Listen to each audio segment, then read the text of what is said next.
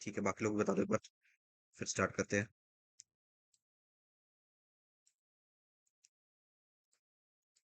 Mentorship के बारे में एक अपडेट, 2 अक्टूबर तक डिस्काउंट था, अब डिस्काउंट हट गया है। तो इफेक्टिव प्राइस है 4999 यानी 5000 रुपीज। ठीक है, आगे कभी मौका मिलेगा तो हम डिस्काउंट फिर से ऑन करेंगे, अब सीट्स भी लिमिटेड है, तो ज्वाइन कर लो mentorship S app.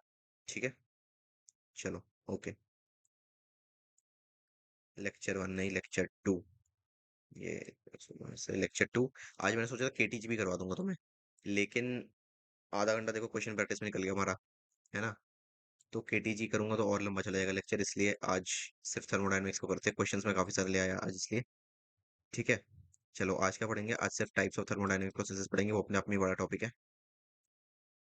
Types of thermodynamic processes.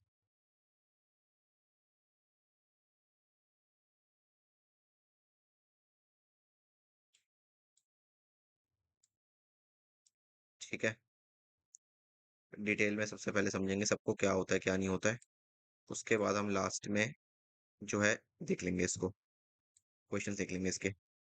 ठीक है, चलो। Types of thermodynamic processes. ठीक है, किसी को डाउट नहीं है ना कोई? चलो फिर स्टार्ट करते हैं। ठीक है, अब देखो, टाइप्स ऑफ थर्मोडायनेमिक प्रोसेस। सबसे पहले थर्मोडायनेमिक प्रोसेस की बात कर लेते हैं, क्या क्या होता है जो हमने मेजरली पढ़े थे।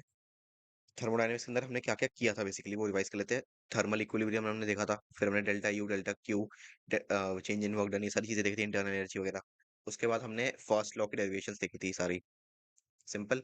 अब हम टाइप्स ऑफ थर्मोडायनेमिक प्रोसेसेस पढ़ेंगे, जब हम बेसिकली यहाँ पर थर्मल इक्विलिब्रियम हो गया, फर्स्ट लॉ के साथ उनका कनेक्शन, सारी चीजों को रिलेट करते हुए चलेंगे एक एक करके। जो भी तुमने पीछे पढ़ा है तो वो सब रिवाइज हो जाएगा साइड बाय साइड। ठीक है, देखो आइसोथर्मल प्रोसेस क्या होता है तुम्हारा। Isothermal, isobaric, isochoric and adiabatic, ये चार तुम्हारे केसेस होते हैं। ठीक है, चलो।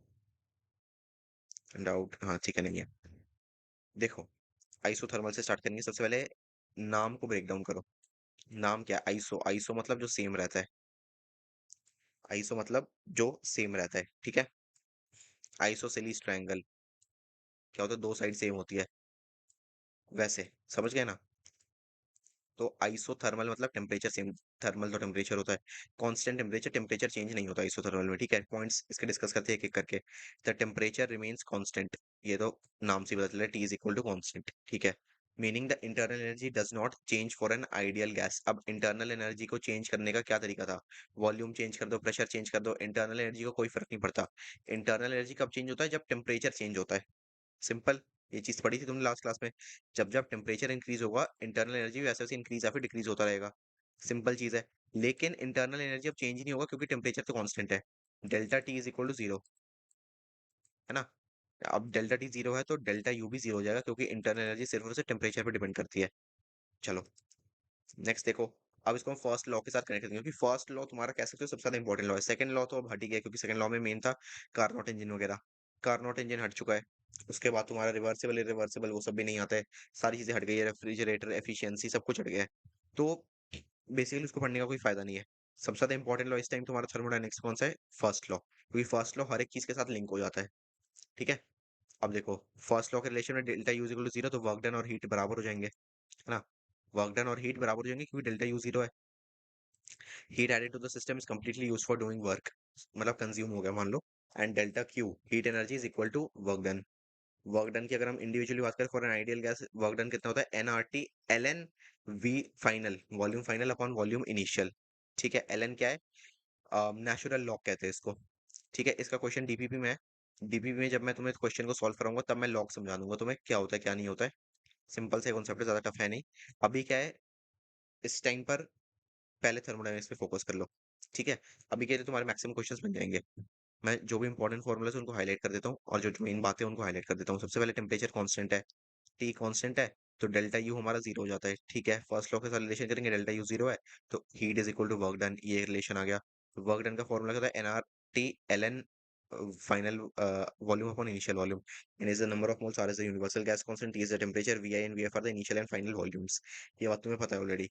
ठीक है, स्पेसिफिक हीट की बात कर लेते हैं यहाँ पर।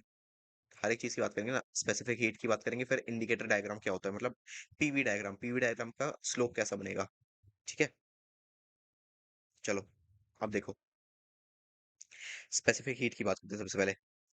The specific heat is theoretically infinite since any heat added would result in work without changing the temperature। मतलब देखो, हीट एनर्जी यहाँ पर हम इनफाइनाइट या फिर Na कर देते हैं। बहुत डायग्राम्स, बहुत टेबल से हुए तुम, जहाँ पर टेबल में क्या होता है, वर्क डन लिखा होता है, स्पेसिफिक हीट लिखा होता है, इंडिकेटर डायग्राम कैसा होता है, फर्स्ट लॉ के साथ क्या रिलेशन होता है, वो सारी चीजें एक टेबल के अंदर गिवन होती है। तो यहाँ पर तुम्हारा क्या कहते हैं, जो आइसोथर्मल केस है, यहाँ पर इनफाइनाइट दिखा देगा स्पेसिफिक हीट के अंदर, या फिर एन नॉट एप्लीकेबल दिखा देगा, क्योंकि हीट ऐड करो ना करो कुछ फर्क नहीं पड़ता, वो पूरा का पूरा वर्क डन में कन्वर्ट हो रहा है। ठीक है, इंटरनल एनर्जी यहाँ पर कह सकते हो तुम जीरो है। तो आइसोथर्मल टेम्परेचर सेम है, हमें टेम्परेचर को सेम रखना है, हीट ऐड हो ना हो फर्क नहीं पड़ता, टेम्परेचर को सेम रखना है। तो इसको हम इनफाइनाइट मान लेते हैं, क्योंकि पॉसिबल नहीं है ना, so तुम हीट दे रहे हो टेम्परेचर चेंज ना हो। तो यहाँ पर क्या करते हैं, हम इनफाइनाइट या फिर नॉट एप्लीकेबल मान लेते हैं इसको। ठीक है, यहाँ पर specific heat kind of exist नहीं करता। अब देखो इंडिकेटर डायग्राम की अगर मैं बात करूं, इंडिकेटर डायग्राम मतलब PV diagram, PV pressure is to volume का डायग्राम। ठीक है, ये कैसे बनेगा, हाइपरबोला, रेक्टेंगुलर हाइपरबोला होता है ना, ऐसे हाइपरबोला बन जाता है इसका। ठीक है, चलो, where pressure decreases as volume increases, simple बात है, प्रेशर डिक्रीजेस वॉल्यूम इंक्रीजेस। चलो, आइसोथर्मल क्लियर हो गया। अब एडियाबेटिक देख लेते हैं। No heat exchange, heat exchange यहाँ पर नहीं हो रहा है। ठीक है, no heat is exchange with the surroundings, Q is equal to zero. पहले हमने क्या किया था, delta U internal energy zero हो गई थी, यहाँ पे हीट एनर्जी, हीट एक्सचेंज जो है वो जीरो हो गया, क्यू जीरो है। ठीक है, any work done results in a change in internal energy, work done आ गया मतलब इंटरनल, पहले क्या हो रहा था, इंटरनल एनर्जी अगर एग्जिस्ट करती है वो पूरी की पूरी हीट में कन्वर्ट हो रही है। यहाँ पर क्या हो रहा है, हीट जीरो है, क्यू जीरो है, तो जो भी है वो सब कुछ इंटरनल एनर्जी में कन्वर्ट हो रहा है।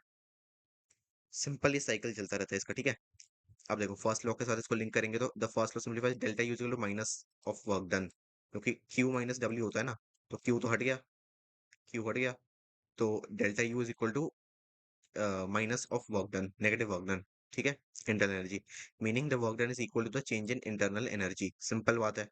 अब देखो वर्क डन की अगर हम बात करें for an ideal gas, work done is equal to, इसका ये फॉर्मूला इंपॉर्टेंट, हाईलाइट इसको नोट्स में लिख लो, Q is equal to zero, सबसे पहली बात इंपॉर्टेंट रिलेशन है, क्यू जीरो हो गया, डेल्टा यू कितना हो गया, माइनस ऑफ वर्क डन। ठीक है, work done is equal to P I V I, मतलब pressure initial volume initial minus pressure final volume final upon में गामा माइनस वन। गामा मतलब वही वाला गामा जो तुम पढ़ रहे थे इतनी देर तक, सीपी बाई सीवी। ठीक है, specific heat since no heat is added और remove the specific heat is zero, ये इंपॉर्टेंट पॉइंट है। स्पेसिफिक हीट तुम्हारा जीरो, क्योंकि हीट एक्सचेंज नहीं हो रहा ना, यहाँ पर क्या कह रहा है कि no heat is being exchanged, heat के साथ कोई मतलब ही नहीं है। ठीक है, तो ऐसे केस में क्या होगा, स्पेसिफिक हीट इज जीरो। ठीक है, हीट एक्सचेंज ही नहीं हो रही, तो 1 ग्राम का तुम 1 डिग्री सेल्सियस से कैसे बढ़ाओगे, वो बात है। चलो नेक्स्ट देखते हैं, indicator diagram, PV diagram, the adiabatic curve is steeper than the isothermal curve, मतलब और नीचे चला जाएगा। ठीक है, चलो मतलब हाइपरबोला ही बनेगा बस, और ज्यादा नीचे से, ये चीज है।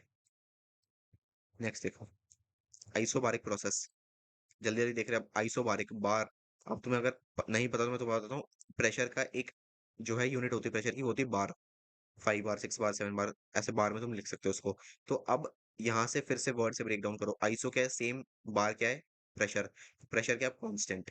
ठीक है, प्रेशर क्या होगा तुम्हारा, कांस्टेंट, ये हो गया इसका main case. Pressure remains constant, physical constant while the volume changes, volume changes मतलब वर्क डन आएगा। फर्स्ट लॉ के साथ रिलेट करोगे तो delta is equal to Q minus W, पूरा का पूरा इक्वेशन यहाँ पे एग्जिस्ट करता है। ठीक है, अब यहाँ पर एक चीज तुम्हें ध्यान देनी है, यहाँ पे कुछ भी जीरो नहीं है। ठीक है, यहाँ पर इस मोमेंट पर कुछ भी जीरो नहीं है, और कुछ भी जीरो नहीं है इसका मतलब क्या है कि हम इक्वेशन से और नए वैल्यूज या फिर नई फॉर्मूलाज हम यहाँ से डिराइव करेंगे। देखो कैसे करेंगे, सबसे पहले delta U is equal to Q minus W, work done कितना होता है, पी डेल्टा वी, एक सेकंड को, ये एक मिनट स्प्लेंडर इसको डिलीट कर देता हूँ मैं, पी डेल्टा वी, ये होता है वर्क डन। अब एक चीज देखो, P V is equal to NRT, P V is equal to NRT, work done कितना है, पी डेल्टा वी, इसको पी डेल्टा कर दो चलो, तो NRT is equal to work done, ये आंसर तुम्हारे पास आ गया। ये हमारे पास कहाँ से आया, आइसोबारिक प्रोसेस से। ठीक है, अब देखो नेक्स्ट इंपॉर्टेंट रिलेशन क्या है, work done is equal to P delta V, part of the heat added is used to do work and part increases the internal energy, simple बात है, जो कि फर्स्ट लॉ में बेसिकली हमें outcome मिलता है। ठीक है, चलो नेक्स्ट देखते हैं वर्क डन की। अगर हम बात करें तो वर्क डन को पी डेल्टा वी, या फिर डेल्टा वी क्या होता है, final minus initial, final volume minus initial volume. तो work done is equal to P into final volume minus initial volume, where P is the constant pressure. Constant pressure, ठीक है। ये एक फॉर्मूला, ये भी हाईलाइट कर देता हूँ। चलो नेक्स्ट देखते हैं स्पेसिफिक हीट की बात करते हैं। Specific heat at constant pressure is denoted as CP, ये तुम्हें पता ही है, सीपी, है ना, which is higher than the specific heat at constant volume due to extra work done। ये बात मैं तुम्हें बता चुका हूँ, CP is greater than CV। CP is greater than CV, ये भी तुम्हें पता है। चलो इंडिकेटर डायग्राम की अगर बात करें, on a PV diagram the isobaric process appears as a horizontal line since the pressure is constant while the volume changes. मतलब क्या है, प्रेशर कांस्टेंट है। कांस्टेंट मतलब क्या होता है, चेंज नहीं होता टाइम के साथ या फिर किसी भी चीज के साथ। तो पीवी डायग्राम इसका कैसा बनेगा, बिल्कुल सीधा, ठीक है। प्रेशर तो सेम ही है, प्रेशर चेंज ही नहीं हो रहा, तभी तो कांस्टेंट प्रेशर है।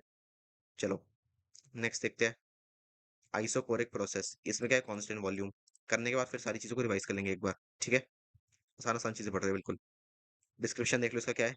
The volume remains constant, V is equal to constant and no work is done. V constant है मतलब वर्क डन जीरो है। हमने अभी तक कौन कौन से केसेस देखे थे, पहला केस जहाँ पे डेल्टा का यू जीरो था, सेकंड में हीट जीरो थी, थर्ड में कुछ भी जीरो नहीं था, सब कुछ थोड़ा थोड़ा एग्जिस्ट करता है, लास्ट है कांस्टेंट वॉल्यूम जहाँ पर वर्क डन अब जीरो हो जाएगा हमारा, ठीक है। क्योंकि डेल्टा वी जीरो, जहाँ पे डेल्टा वी जीरो है वहां पर वर्क डन का कोई काम नहीं है। वर्क डन का कोई काम नहीं है, बात मैं तुम्हें पहले ही बता चुका हूँ। चलो फर्स्ट लॉ के साथ कनेक्ट करोगे तो वी इक्वल टू जीरो हो जाएगा, तो delta U equal to Q आ जाएगा तुम्हारा। डेल्टा यू क्या होता है, delta U is equal to Q minus W. W zero है तो delta U is equal to Q, ठीक है, सिंपल। नेक्स्ट देखते हैं, एक सेकंड जाओ। हाँ, ये तुम्हारे पास एक इंपॉर्टेंट रिलेशन आ गया, बहुत इंपॉर्टेंट है, ठीक है। ये इंपॉर्टेंट है, ये इंपॉर्टेंट है। देखो, ये इंपॉर्टेंट है। वर्क डन में पी जीरो डेल्टा वी होता है, डेल्टा वी जीरो है तो वर्क डन भी जीरो हो जाएगा। Since work done is zero, delta U is delta Q, है ना। सिंपल लॉजिक है ये तो। Meaning all the heat added goes to changing the internal energy. अब देखो यहाँ पर जो ये मैंने लाइंस लिखी हुई है ना हर जगह, first law relation, first law relation, ये सारी चीजें क्या है, ये बेसिकली न्यूमेरिकल चीज तो तुम्हें बता ही रहा है कि अगर एक क्वांटिटी जीरो है तो फाइनल फॉर्मूला क्या होगा, लेकिन इसके साथ साथ तुम्हें थ्योरेटिकल चीज भी पता चल गई यहाँ पर कि बेसिकली अगर वर्क डन जीरो है तो इसका थ्योरेटिकल मतलब क्या है कि जो भी हीट है वो सिर्फ और सिर्फ इंटरनल एनर्जी को चेंज करती है, वर्क डन वहां पर एग्जिस्ट नहीं करता है, समझ रहे हो। चलो थ्योरेटिकल क्वेश्चन भी बन सकते हैं। वर्क डन जीरो है, no work is done because the volume does not change, ये बात मैं तो पहले बता चुका हूँ, है ना। नेक्स्ट क्या कह रहे हैं, specific heat, the specific heat at constant volume CV. Simple बात है, पहले क्या देखा था सीपी, अब देखा था सीवी। सीवी एग्जिस्ट करता है यहाँ पर, सीवी फिर से लिख देता हूँ यहाँ पर, CP is greater than CV, ठीक है। इंडिकेटर रहेगा ना, one PV diagram the isochoric process है, vertical lines in the volume is constant value pressure changes. अब यहाँ पर जैसे पहले था अब सेम यहाँ पर होगा, बस पहले हॉरिजॉन्टल था यहाँ पे वर्टिकल।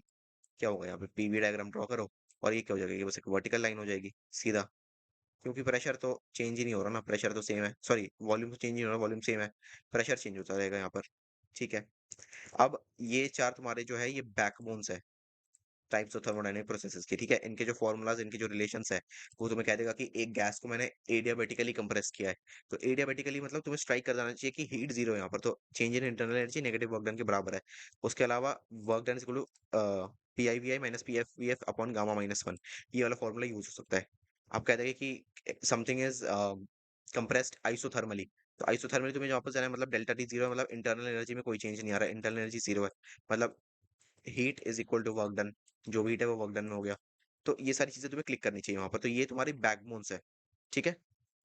ये चीज दिमाग में बिठा लो, बेसिकली अब तुम्हें इन्हीं के साथ डील करना है हर जगह। इसके अलावा कुछ एडिशनल चीजें भी होती है जैसे क्वासिस्टैटिक, पॉलीट्रॉपिक एंड लास्ट हो गया तुम्हारा साइक्लिक, है ना। इनको तुम ज्यादा ध्यान से मत पढ़ो, बस थ्योरी देख लो, इनकी थ्योरी थोड़ी सी इंपॉर्टेंट रहती है। बाकी इसके अलावा क्वेश्चन तो बनते नहीं इनके ऊपर, बट जान लो क्योंकि दे रखा है यहाँ पर, ठीक है ना। क्योंकि बेसिकली जानने का भी मतलब ये होता है कि जो सिलेबस है उसके अंदर एक मेजर पार्ट हट गया, second law and Carnot engine वगैरह एक बड़ा टॉपिक है, तो बड़ा टॉपिक जब हट गया है तो जो भी पार्ट रिमेनिंग है उसमें से ढूंढ ढूंढ के वो क्वेश्चंस बना सकते हैं। तो इंपॉर्टेंट पार्ट जो है उसको पढ़ने के बाद भी थोड़ा सा जो कह सकते हो अनइम्पॉर्टेंट है, फिर जिसको क्वेश्चंस नहीं बनते, उसको जानने में कोई नुकसान नहीं है तुम्हारा, ठीक है। चलो a polytropic process follows the relation p v की power n is equal to constant where n is the polytropic index, ठीक है। polytropic index क्या है, this is the generalize form that includes isothermal. अब पॉलीट्रॉपिक बेसिकली हमें क्या बता रहा है, जनरलाइज मतलब आइसोथर्मल है, आइसोथर्मल से आइसोकोरिक में चेंज हो रहा है, आइसोकोरिक में आइसोबारिक में चेंज हो रहा है, मतलब यहाँ पर सिस्टम जो है वो बार बार अपना टाइप चेंज कर रहा है। ठीक है, तो यहाँ पर पीवी की पावर एन आती है हमारे पास। अब एन जो है वो एन हमें बताएगा कि कौन से टाइप का प्रोसेस है। ठीक है, अब देखो इसी को हम कहते हैं तुम्हारा पॉलीट्रॉपिक इंडेक्स। ठीक है, जो एन है, एन से हमें पता चलेगा कि कौन से टाइप का प्रोसेस है, आइसोकोरिक, आइसोबारिक, आइसोथर्मल है। देखो,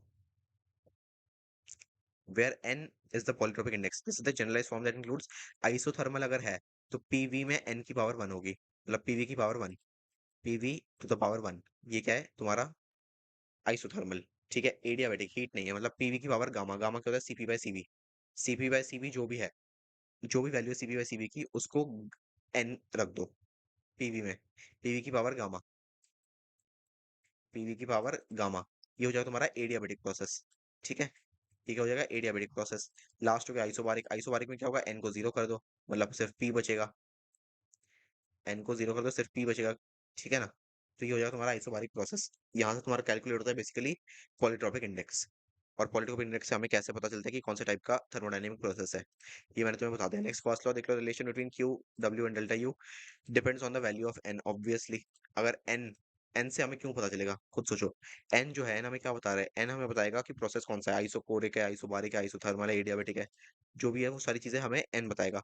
तो एन जैसे ही हमें पता चल जाएगा, मान लो एन गामा के बराबर है, मतलब हमें पता चलेगा कि एडियाबेटिक प्रोसेस है, तो वहां पर तुम अकॉर्डिंगली चेंज कर दो चीजों को। ठीक है, अब देखो वर्क डन, वर्क डन की अगर बात करें, वर्क डन कितना आएगा यहाँ पर तुम्हारा, P I V I minus P F V F upon one minus N. अगर एन वन के बराबर नहीं है, वन से अगर ज्यादा है तो, ठीक है ना, एन अगर वन के बराबर नहीं है, वन से ज्यादा है तो, क्योंकि वन में क्या होगा आइसोथर्मल हो जाता है ना, तो डेल्टा यू वहाँ पे जीरो हो जाता है। तो इस चीज का तुम्हें ध्यान रखना है यहाँ पर। ठीक है, यहाँ पे क्या होगा, फॉर्मूला में लिख देता हूँ, P I V I, pressure initial volume initial minus pressure final volume final divided by one minus polytropic index. ठीक है, N is not equal to one, इस पॉइंट का तुम्हें खास ध्यान रखना है, एन वन के बराबर नहीं है। ठीक है, एन जो है वो वन के बराबर नहीं है। नेक्स्ट देखो, specific heat, specific depends on the polytropic index, same बात है, एन जैसे ही होगा, एन आइसोथर्मल होगा, आइसोथर्मल का पॉलीट्रोपिक इंडेक्स इनफाइनाइट होता है, वैसे ही चलता रहता है ये पूरा साइकिल। ठीक है, इंडिकेटर डायग्राम में देख लो, सेम बात है, जो भी है ये एन के ऊपर डिपेंड करता है सब कुछ, ये work done, specific heat, indicator diagram, सब कुछ एन के ऊपर डिपेंड करेगा। नेक्स्ट देखो quasi static, infinitely slow process को हम कहते हैं क्वासी स्टैटिक, फिर क्वासी स्टैटिक प्रोसेस। ठीक है, बहुत ही कम में दिया हुआ है एनसीईआरटी में, बस यहाँ पे थ्योरेटिकली समझना ज्यादा इंपॉर्टेंट है इसलिए बता रहा हूँ मैं तुम्हें। Consider process in one which system remains extremely close to equilibrium at all times, बहुत स्लो है, बहुत स्लो। ठीक है, it occurs so slowly that every intermediate state can be considered an equilibrium state, मतलब इसके बीच के जो प्रोसेसेस है ना, यहाँ से जाते जाते इसके जो बीच के भी स्टेजेस जो है जिसमें ये ट्रांजिट करता है कह सकते हो, तो ये वाले स्टेजेस भी बहुत स्लो एग्जिस्ट करते हैं and extremely close to equilibrium, कि हम कह सकते हैं कि जो भी इसके इंटरमीडिएट्स है ना, इसको तुम एक सेकंड के लिए ना भी कंसीडर करो तो चलेगा, क्योंकि पूरा का पूरा इक्विलिब्रियम में है। इतना स्लो प्रोसेस है ये। ठीक है, इतना स्लो है कि हम इसको किसी और, इन हमारे जो फोर बैकबोन प्रोसेसेस है उनके साथ में मर्ज नहीं कर सकते, इतना स्लो प्रोसेस है ये अपने आप में, क्योंकि आउटकम बिल्कुल ही अलग आता है यहाँ पर। This ensures that the thermodynamic variables such as pressure and temperature change so gradually that no significant gradients are present. कोई भी gradient यहाँ पर exist नहीं करता, वॉल्यूम gradient, pressure gradient कुछ exist नहीं करता है, इतना स्लो प्रोसेस है ये। ठीक है, फर्स्ट लॉ के साथ रिलेट करेंगे, since a quasi-static process can be isothermal, adiabatic or follow other types of processes, the first law delta U equal Q minus W applies as it would be for those processes. मतलब quasi static अपने आप में इतना slow है, तुम उसको जिसके साथ भी लिंक करो, तुम उसको आइसोथर्मल के साथ करो, एडियाबेटिक के साथ करो, किसी के साथ भी करो, जो भी, क्योंकि बेसिकली देखो ये खुद इक्विलिब्रियम में है, ये जो क्वासी स्टैटिक है ये खुद इक्विलिब्रियम में है, तो इसके पास खुद का कोई, ये खुद को डिफाइन नहीं कर सकता, ऐसे समझो। तो जिस भी प्रोसेस के अंडर में ये चल रहा होगा, एडियाबेटिक हो गया, आइसोथर्मल हो गया, कुछ भी हो गया, उसके हिसाब से ये चेंज होता रहेगा। ठीक है, जैसे आइसोथर्मल, आइसोथर्मल में क्या होगा, डेल्टा यू जीरो हो जाएगा, तो क्वासी स्टैटिका के उस केस में डेल्टा यू जीरो हो जाएगा। ठीक है, चलो वर्क डन देख लेते हैं। Work done in quasi static process often calculated using the following expression, ये हमारे लिए थोड़ा सा इंपॉर्टेंट है, ये होता है P dot DV, P dot DV, यहाँ पर क्या करते हैं हम, इंटीग्रेट कर देते हैं इसको, डेल्टा वी डेल्टा की जगह डी रख दो, अब डी आ गया तो डॉट में डी अगर है तो इसको इंटीग्रेट कर सकते हैं, है ना, इंटीग्रेट तो कर ही सकते हैं ना, वही चीज है। चलो, यहाँ पर मेन हमें मिला है infinite slow P at each point is well defined making this calculation possible. Infinitely slow है तो हर पॉइंट पर हम इसको डिफाइन कर सकते हैं। स्पेसिफिक हीट की बात करते हैं, quasi static depends on the type of process it mirrors, किसके अकॉर्डिंग चल रहा है, इसोथर्मल एडियाबेटिक कुछ भी हो सकता है। इंडिकेटर डायग्राम की बात करें, PV diagram the quasi static process will show smooth continuous curves as each state is well defined and close to equilibrium. It can resemble any other process but is represented as a perfectly smooth transition. ठीक है, simple बात है, जिसके according ये चल रहा है वैसे वैसे चलता रहेगा, बस एक्सट्रीमली स्लो है तो हर जगह पे रुक के तुम देख सकते हो कि क्या हो रहा है क्या नहीं हो रहा है। यहाँ पर जो भी इसके पॉइंट्स है तुम यहाँ पर भी इसको स्टडी कर सकते हो, प्रेशर वॉल्यूम क्या है, इस पॉइंट पर भी तुम स्टडी कर सकते हो कि प्रेशर एंड वॉल्यूम क्या है इंडिविजुअली, क्योंकि बाकी प्रोसेस फास्ट है, ये क्या है बहुत स्लो प्रोसेस है। ठीक है, लास्ट देख लेते हैं, cyclic process return to its initial state. आसान सा ही है, इसको पढ़ने के बाद फिर सारे डाउट्स ले लूंगा मैं। देखो, a cyclic process one in which the system undergoes a series of thermodynamic processes and eventually returns to its original state। मतलब जहां से स्टार्ट करता है, ट्रैवल करता है, करने के बाद वापस फाइनल इनिशियल पॉइंट यहाँ पर सेम होता है। ठीक है, over one complete cycle the change in internal energy is zero. Obviously work done वाला जो चैप्टर था हमारा, वहां पर तुमने क्या देखा था कि ग्राफ में जब क्लोज लूप होता है तो फाइनल इनिशियल पॉइंट सेम हो गया, है ना। तो यहाँ पर इंटरनल एनर्जी क्या होती है, जीरो हो जाती है। ठीक है, इंटरनल एनर्जी जीरो हो जाती है। अब देखो, डेल्टा यू जो है वो जीरो हो जाता है, क्योंकि डेल्टा यू क्या है, change in energy basically. Change in energy क्या होता है, वर्क डन। वर्क डन क्या होता है, F dot S. Final initial point same है तो एस कितना होगा, zero. Work done zero, delta U zero, ऐसा समझो। ठीक है, initial and final states are same, इसलिए ये जीरो हो जाएगा। फर्स्ट लॉ को रिलेट करके, since U is equal to zero for complete cycle the first simplify, ये सिंपली फिर से आ जाएगा तुम्हारा Q is equal to W. ठीक है, डेल्टा यू जीरो है क्योंकि फाइनल इनिशियल पॉइंट सेम है। चलो, work done, the work done over a cycle is the net area enclosed by the process path on a PV diagram, ये तो बताया मैंने तुम्हें। P dot DV, P dot DV मतलब integration, integration मतलब area. तो area of graph, area of PV graph अगर तुम निकालोगे तो क्या आएगा तुम्हारे पास, एरिया ऑफ पीवी ग्राफ अगर निकालोगे तुम्हारे पास क्या आएगा, एरिया आएगा, है ना। जैसे स्लोप निकालते तो डिफरेंशिएशन पता चलता है हमें, डिफरेंशिएट करके स्लोप पता चलता है, एरिया निकालोगे तो इंटीग्रेशन आ जाएगा। ठीक है, ठीक है। If the cycle proceeds clockwise the system does positive work, anti counter clockwise का नेगेटिव वर्क होता है। इस बार नीट 2024 में क्वेश्चन भी था इसका एक, है ना। इसके डायरेक्शन के ऊपर सब कुछ डिपेंड करता है, अगर ये क्लॉकवाइज चल रहा है तो वर्क डन पॉजिटिव है, अगर ये एंटी क्लॉकवाइज चल रहा है तो वर्क डन नेगेटिव है। ठीक है, चलो, स्पेसिफिक हीट की बात करें, does not apply directly to cyclic process because the system state is continuously changing. Obviously system का जो स्टेट है वो कंटिन्यूअसली चेंज होकर इनिशियल में वापस आके स्पेसिफिक हीट यहाँ पर कांस्टेंट नहीं होगी। ठीक है, चलो, इंडिकेटर डायग्राम देख लेते हैं, पीवी डायग्राम में साइक्लिक प्रोसेस है क्लोज्ड लूप, कुछ भी हो सकता है, ट्रायंगल हो गया क्लोज्ड लूप, या फिर स्क्वायर हो गया, कुछ भी हो सकता है ना।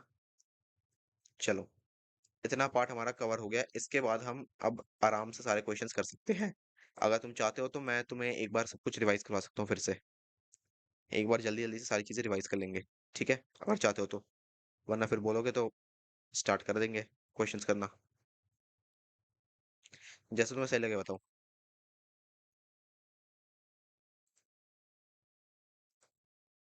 एक से रुक जाओ यार, बस एक से रुक जाओ।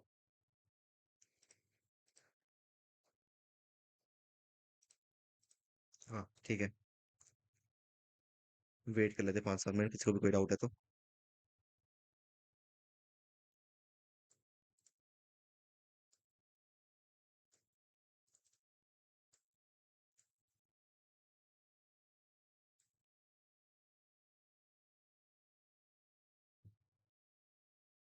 ठीक है ना, चलो सही है।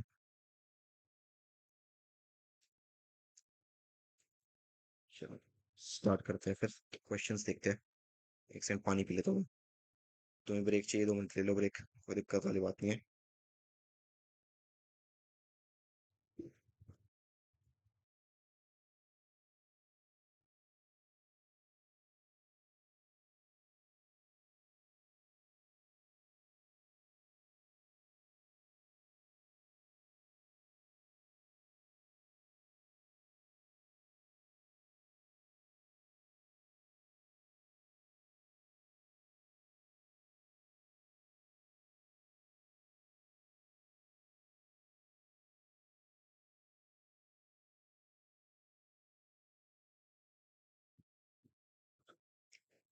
चलो फिर स्टार्ट करते हैं, है ना।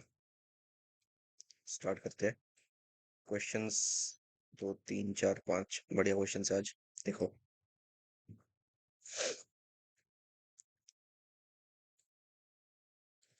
एक सुनो यार, मेरे को क्लोज करके ओपन करना पड़ेगा, इसका पेन टूल काम नहीं कर रहा है।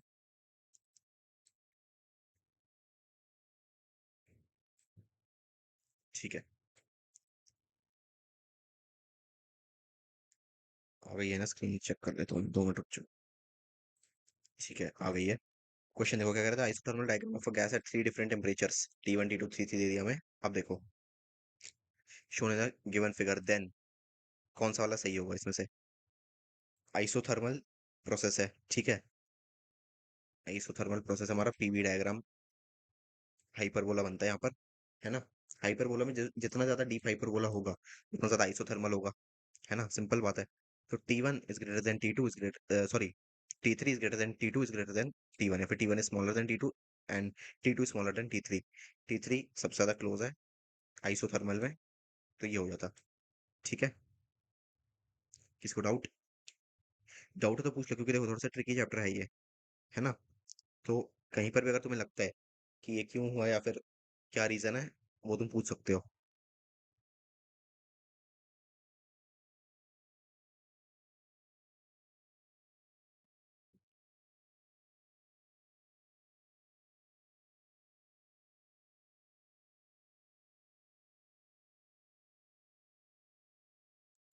नहीं है ना डाउट, बस ठीक है। ओके, चलो रेट चेक करो यहाँ पर, रेट किस रेट से ज्यादा काम हो रहा है, स्टीप कौन सा ज्यादा, समझ रहे हो। मतलब कौन कितनी जल्दी काम कर रहा है, इतना समझो। अगर ये एक्सटी ग्राफ होता, अगर ये एक्सटी ग्राफ होता, पोजीशन टाइम ग्राफ अगर ये होता, तो पोजीशन टाइम ग्राफ में ऐसे समझो, ये मान लो एक्स है, ये टी ग्राफ है, तो यहाँ पर भी तुम्हें डिसाइड करना है कि वेलोसिटी सबसे ज्यादा कहाँ पर होगी, तुम्हें उस हिसाब से रेट को चेक करना है। ठीक है, चलो नेक्स्ट क्वेश्चन देखते हैं। ये देखो, ये अच्छा क्वेश्चन है। कंसिडर साइकिल, क्योंकि इसमें तुम्हारा थ्योरेटिकल एंड जो है न्यूमेरिकल दोनों अच्छे अच्छे क्वेश्चन बनते हैं यहाँ पर, ठीक है। तो इसलिए हमने थ्योरी या न्यूमेरिकल्स दोनों पर फोकस किया था। चलो अब देखो, क्वेश्चन देखो क्या कह रहे हैं, consider the cycle shown by an engine as shown in the figure, figure 1 to figure 2 is isothermal, 2 to 3 is adiabatic, 3 to 1 is adiabatic. अब 2 to 3 इज डायरेक्शन, देखो डायरेक्शन एंटी क्लॉकवाइज है, काउंटर क्लॉकवाइज है, फिर anti clockwise direction है ना। Sorry, clockwise है, clockwise clockwise direction है ये, यहाँ पे क्लॉकवाइज डायरेक्शन हो गई है, ठीक है। अब देखो, इसको मार्क कर लेते हैं यहाँ पर जो हमें डेटा दिया हुआ है। क्या कह रहा है, 1 to 2 इज आइसोथर्मल, ये क्या है isothermal, 2 to 3 is adiabatic,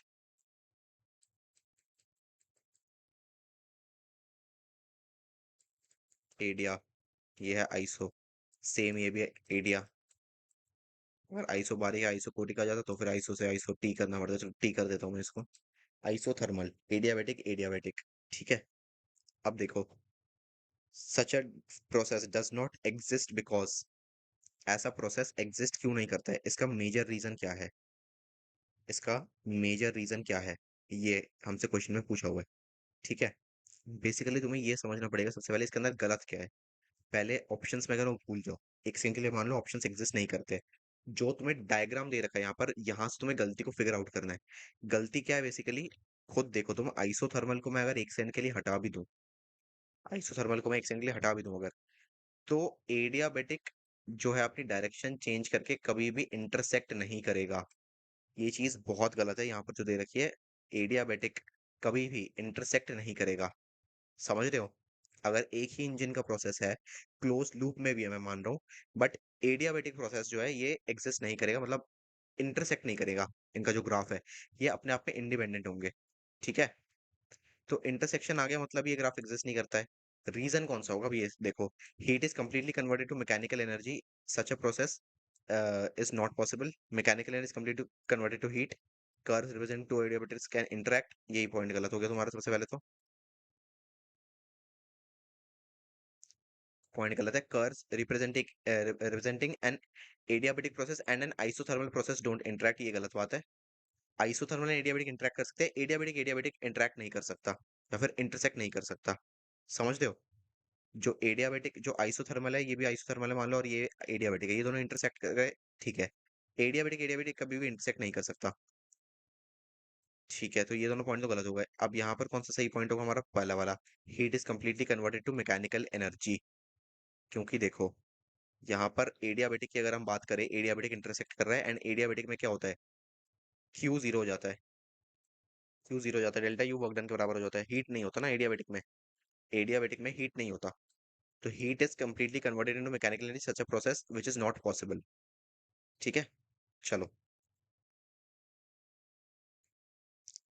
next question देखते हैं। ठीक है, ये क्वेश्चन अच्छा है, इसको अंडरस्टैंड करो, ये न्यूमेरिकल बेस्ड क्वेश्चन है, काफी अच्छा क्वेश्चन है। इसको देखो आराम से। Two identical cylinders A and B with frictionless pistons contain the same ideal gas at same temperature and the same volume V। Volume same है, टेम्परेचर सेम है, आइडियल गैस मतलब जो गैस है वो भी सेम है, आइडियल गैस है मतलब पीवी एनआरटी लगा सकते हैं यहाँ पर। फ्रिक्शनलेस पिस्टन है, टू आइडेंटिकल सिलेंडर्स है, ठीक है। Mass of gas A is M A, mass of gas B is M B. The gas in each cylinder is now allowed to expand isothermally to the same final. देखो मैंने वही बोला था तुम्हें, question कैसे पूछेगा, आइसोथर्मली एडियाबेटिकली किसी भी एक प्रोसेस में गैस जो है एक्सपैंड कर रहा है। अब देखो यहाँ पर क्या है, isothermal to the same final volume 2V। Volume अब क्या हो गया दोनों में 2V, ठीक है। चेंज इन प्रेशर पूछ रहे हैं हमसे, change in pressure in A and B are found to be, एक में डेल्टा पी एक में 1.5 डेल्टा पी, तो रिस्पेक्टिवली देन एम बी और एम ए का हमें रिलेशन निकालना है। कैसे करोगे ऐसे क्वेश्चन को सॉल्व? देखो सबसे पहले डेल्टा पी तुम्हें निकालना है। डेल्टा पी कहाँ से निकलेगा? जब तुम ए को सॉल्व करोगे, ए का एक केस बनेगा जहां पर वॉल्यूम सिंपल वी है, एक का केस बनेगा जहां पर वॉल्यूम क्या है, 2V है, ठीक है। यहाँ से पूरे को सॉल्व करोगे तुम्हें एम बी मिल जाएगा, M A sorry M A मिल जाएगा एंड डेल्टा पी मिल जाएगा। डेल्टा पी और एम ए ये दोनों चीजें अगर तुम्हें मिल गई है तो तुम 1.5 से मल्टीप्लाई कर दोगे तो तुम्हें बी का भी मिल जाएगा, है ना। ये डेल्टा पी तो सेम है ना। तो सबसे पहले गैस ए की बात करते हैं। गैस ए में जब कोई भी चेंज नहीं आया है तो इनिशियली क्या होगा, PV is equal to NRT, ठीक है। तो वी यहाँ पे डिवाइड हो गया, नंबर ऑफ मोल्स क्या होता है, given mass upon molar mass, तो R T into M A upon M into V one, ठीक है। R T M A M ये सारी चीज तो सेम रहेगी। क्यों सेम रहेगी? क्योंकि सेम गैस है ना। सेम गैस अगर है तो ये चीज तो सेम रहने वाली है ना। देखो गिवन मास अपॉन मोलर मास ये सेम रहेगा, आर टी सेम रहेगा, टेम्परेचर सेम है, आर भी सेम है। वी वन वॉल्यूम इनिशियल में वी वन है, फिर वॉल्यूम बाद में क्या हो जाता है 2V हो जाता है, ठीक है। तो पी टू कितना आएगा तुम्हारा, R T into M A upon M into V two, सिंपल बात है ना। अब देखो डेल्टा भी कितना आएगा, P one minus P two, सिंपल बात है। डेल्टा भी कितना आएगा, P one minus P two, दोनों का डिफरेंस आएगा। तो R T into M A by M ये कॉमन निकल गया, और अब one upon V one minus V two हमारे पास आ गया है। V one is equal to V two is equal to 2V। ये हम कंसिडर करते हैं, क्वेश्चन में दिया हुआ है ना, देखो same volume V two the same final volume 2V। तो वी एंड 2V हमारे पास है, तो यहाँ पर क्या करेंगे हम, वी वन की जगह वी रख देंगे एंड वी टू की जगह 2V रख देंगे। डेल्टा पी कितना आएगा, R T M A upon M into 2V, कहाँ से आया ये देखो, वन अपॉन वी वन कितना है वी, वी टू कितना है 2V, one upon V minus one upon 2V को सॉल्व करो कितना आएगा, 2V कर दो दोनों को, 2V डिवाइडेड बाई वी कितना आएगा, two, two into one two, minus divide करो वन इंटू वन मतलब वन अपॉन 2V, तो वन अपॉन 2V ही आएगा फाइनल। तो यहाँ पर क्या लिखा है, R T M A upon M into 2V, मतलब यहाँ पर डिवाइड हो रहा है ना, 1/2V या फिर 2V, सिंपल एक ही बात है, ठीक है। ये आ गया डेल्टा पी। अब गैस बी का कितना आएगा, 1.5 डेल्टा पी, ये भी हमें क्वेश्चन में गिवन है, तो 1.5 मल्टीप्लाइड बाई डेल्टा पी करो कितना आएगा, 1.5 into R T M A by M into 2V, ठीक है। 1.5 है यहाँ पर, तो मास यहाँ पर बी हो जाएगा इसका, एम बी हो जाएगा ना, और ये आइडेंटिकल है, तो जो एक्चुअल मास है वो सेम रहने वाला है। सेम आइडियल गैस है ना, आइडियल गैस सेम है, सिर्फ जो मास सिलेंडर्स के अंदर स्टोर्ड है वो डिफरेंट है, गैस तो सेम है। तो गिवन मास और मॉलिक्यूलर मॉलिक्यूलर मास यहाँ पर सेम रहेगा, 2V वगैरह सब कुछ सेम रहेगा, बस ये एम बी हो जाएगा, और इसको 1.5 से मल्टीप्लाई कर दो। इसको अगर तुम सॉल्व करोगे तो तुम खुद देखो, R T by M, R, या फिर इतना सोचो, R T upon M two V, R T upon M two V, ये सारी चीजें कैंसिल आउट हो गई, तो ये कितना बच रहा है, 1.5 पी इज इक्वल टू, या फिर ऐसे समझो 1.5 इंटू में M A is equal to M B, है ना। तो 1.5/1 कितना होता है? 15/10, 15/10 कितना होता है? 3/2। तो इसलिए एम ए के पास चला गया 3 एंड एम बी के पास चला गया 2। तो 3 MB/2। यहाँ से आया तुम्हारा आंसर, समझ गए? यहाँ से आया तुम्हारा आंसर। इसको समझ में नहीं आया तो मेरे को बता दो, मैं रिपीट कर दूंगा, कोई दिक्कत वाली बात नहीं है। ठीक है, किसी को समझ में नहीं आया तो मैं रिपीट कर दूंगा, फिर से समझना है तो पूछ लो एक बार।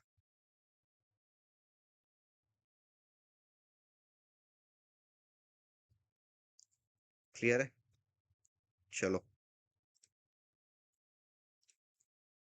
नेक्स्ट क्वेश्चन देखते हैं। Monatomic gas is compress adiabatically to 1/4 of its original volume, मतलब वॉल्यूम को क्या कर दिया? V/4। ठीक है, the final pressure of the gas in terms of initial pressure is. Final pressure of the gas in terms of initial pressure के terms में final pressure निकालना है। तो V2 कितना हो गया? V1/4, ये हमें क्वेश्चन डेटा दे रखा है। अब P1 V1, अब ये यहाँ पर गामा लिख रखा है, गामा की जगह N भी लिख सकते हो, तुम्हारी मर्जी। ये क्या आ गया तुम्हारा? Polytropic index. ठीक है, पॉलीट्रोपिक इंडेक्स हमें पता चल गया। कंप्रेस एडियाबेटिक आ गया यहाँ पर। ठीक है, अब देखो यहाँ पर ध्यान दो। P1 V1, V1 की power gamma is equal to P2 V2 की पावर गामा। ठीक है, P1 V1 की power gamma is equal to यहाँ पे V2 कितना है? V1/4, V1/4। ठीक है, इसको सॉल्व करो, कितना आएगा? ये पूरा का पूरा सॉल्व करोगे तुम अगर, तो आंसर आएगा यहाँ पे तुम्हारा इसको कितना रखा हुआ है यहाँ पर? 1/4 है ना? हाँ, तो ये 1/4 हो गया, तो 1/4 का 4 की पावर की गामा हो जाएगा, ये V1 की पावर गामा हो जाएगा, और ये P2 यहाँ पर सिंपल रहने वाला है अपना। तो P2 इज इक्वल टू 4 गामा P1। V से भी कैंसिल आउट हो गया, V1 गामा कैंसिल आउट हो गया। ठीक है, तो P2 इंटू 4 की power gamma into P1। Monoatomic gas में गामा कितना? तो 5/3 पता ही है तुम्हें। मोनोटॉमिक के केस में गामा कितना आता है? 5/3। क्यों? गामा क्या होता है? फिर से बता रहा हूँ, अभी बताया था मैंने तुम्हें। CP/CV क्या होता है? गामा। मोनोटॉमिक में CP कितना होता है? एक सेकंड को। मोनोटॉमिक में CP कितना होता है? 5R/2। CV कितना होता है? 3R/2। है ना? 2 से 2 कैंसिल आउट करो, R से R कैंसिल आउट करो, 5/3 बचेगा। तो गामा आ गया 5/3। ठीक है, P2 कितना आएगा? 4 की पावर 5/3 डिवाइड इंटू P1। 4 की पावर 5/3 इंटू P1, ये आएगा P2। ठीक है, सॉल्व करोगे इसको। क्वेश्चन देखो क्या कह रहे हैं। The final pressure of gas in terms of initial pressure, तो फाइनल प्रेशर P2 कितना आएगा? 4 की पावर 5/3 इंटू P1। P1 का इनिशियल प्रेशर, तो इनिशियल प्रेशर के टर्म्स में 4 की पावर 5/3 को सॉल्व कर लो, आंसर आएगा 10.08 P। ये है तुम्हारा final answer. In terms of initial pressure पूछा है ना, तो यहीं से सॉल्व हो जाएगा। ठीक है, चलो नेक्स्ट देखते हैं। नेक्स्ट क्वेश्चन कह रहा है, 1 mole of an ideal gas at STP is subjected to a reversible adiabatic expansion to double the volume. ठीक है, the change in internal energy is delta U पूछ रहा है, गामा दे रहे 1.4, मोल्स कितने? 1 mole, subject to reversible adiabatic expansion to double its volume. Volume कितना होगा? V2। अब देखो, टेम्परेचर और वॉल्यूम का रेशियो निकालो। एडियाबेटिक में क्या होता है? पावर गामा-1, है ना? गामा-1। चलो अब देखो यहाँ पर, T1 V1 की power gamma is equal to T2 V2 की पावर गामा-1। V1 को नहीं, एक सेकंड को, इस V2 को हमने यहाँ पे ले आके डिवाइड कर दिया, T2 को यहाँ पे एज इट इज रहने दिया, तो गामा-1 इनका कॉमन पावर आ गया। पावर कॉमन आ गई ना, V1/V2 करके इस पूरे का कॉमन निकाल दिया गामा-1, क्योंकि दोनों की सेम पावर है। ऐसे समझो, अगर ये समझ में नहीं आ रहा प्रोसेस तो 4² अपॉन 6² को तुम 4/6 पूरे ब्रैकेट को स्क्वायर कर दो, सेम बात नहीं हो गई? तो वही चीज यहाँ पर करी है हमने। ठीक है, अब देखो, टेम्परेचर 1, इनिशियल टेम्परेचर को बेसिक हम आइडियल गैस एट एसटीपी मान के अगर चल रहे हैं, तो केल्विन में सॉल्व करेंगे। ठीक है, केल्विन में कितना आएगा? 273 LFP, लोअर फिक्स पॉइंट पे इसको रखेंगे, तो 273 रख लो T1 को, इनटू हाफ V1/V2, डबल हो गया ना, डबल इट्स वॉल्यूम, तो एक 1 है V1, ये कितना होगा? 2V1, तो V1 से V1 कैंसिल होकर 1/2। गामा कितना है? 1.4, क्वेश्चन में गिवन है, -1 करो। ठीक है, -1, एडियाबेटिक प्रोसेस है। सॉल्व करोगे आंसर आएगा 206.89 केल्विन। ये तुम्हारा आ गया T2। ठीक है, तुम्हारे पास T2 आ गया है। अब तुम्हें क्वेश्चन में क्या पूछा है? Change in internal energy, delta U निकालना है तुम्हें। तुम्हारे पास क्या है अभी? T2। ठीक है, तो तुम डेल्टा टी को अब सॉल्व कर पाओगे अच्छे से। तो D U is equal to D W, क्योंकि क्यू जीरो हो जाएगा, एडियाबेटिक में क्या होता है? हीट जीरो होता है ना? तो D U is equal to D W कितना आएगा? R/गामा-1, ये फॉर्मूला तुम्हें पहले भी दिखाया था मैंने, देखो डीपीपी में था वो क्वेश्चन। R/गामा-1, एनआरटी को देख सकते हैं, R/गामा-1। ठीक है, into delta T. R universal gas constant कितना होता है 8.31, गामा माइनस वन कितना है 1.4 minus one, T one minus T two करोगे कितना आएगा 273 माइनस 206.89 डेल्टा टी। अभी सॉल्व किया हमने 206.89, यहाँ पे 273। ठीक है, इसको सॉल्व करके पूरे को तो आंसर आएगा तुम्हारा 1373 जूल्स। ठीक है, 1373 जूल्स, ये आएगा तुम्हारा आंसर। टिक कर देते हैं इसको। चलो लास्ट क्वेश्चन देखते हैं, लास्ट क्वेश्चन अच्छा है।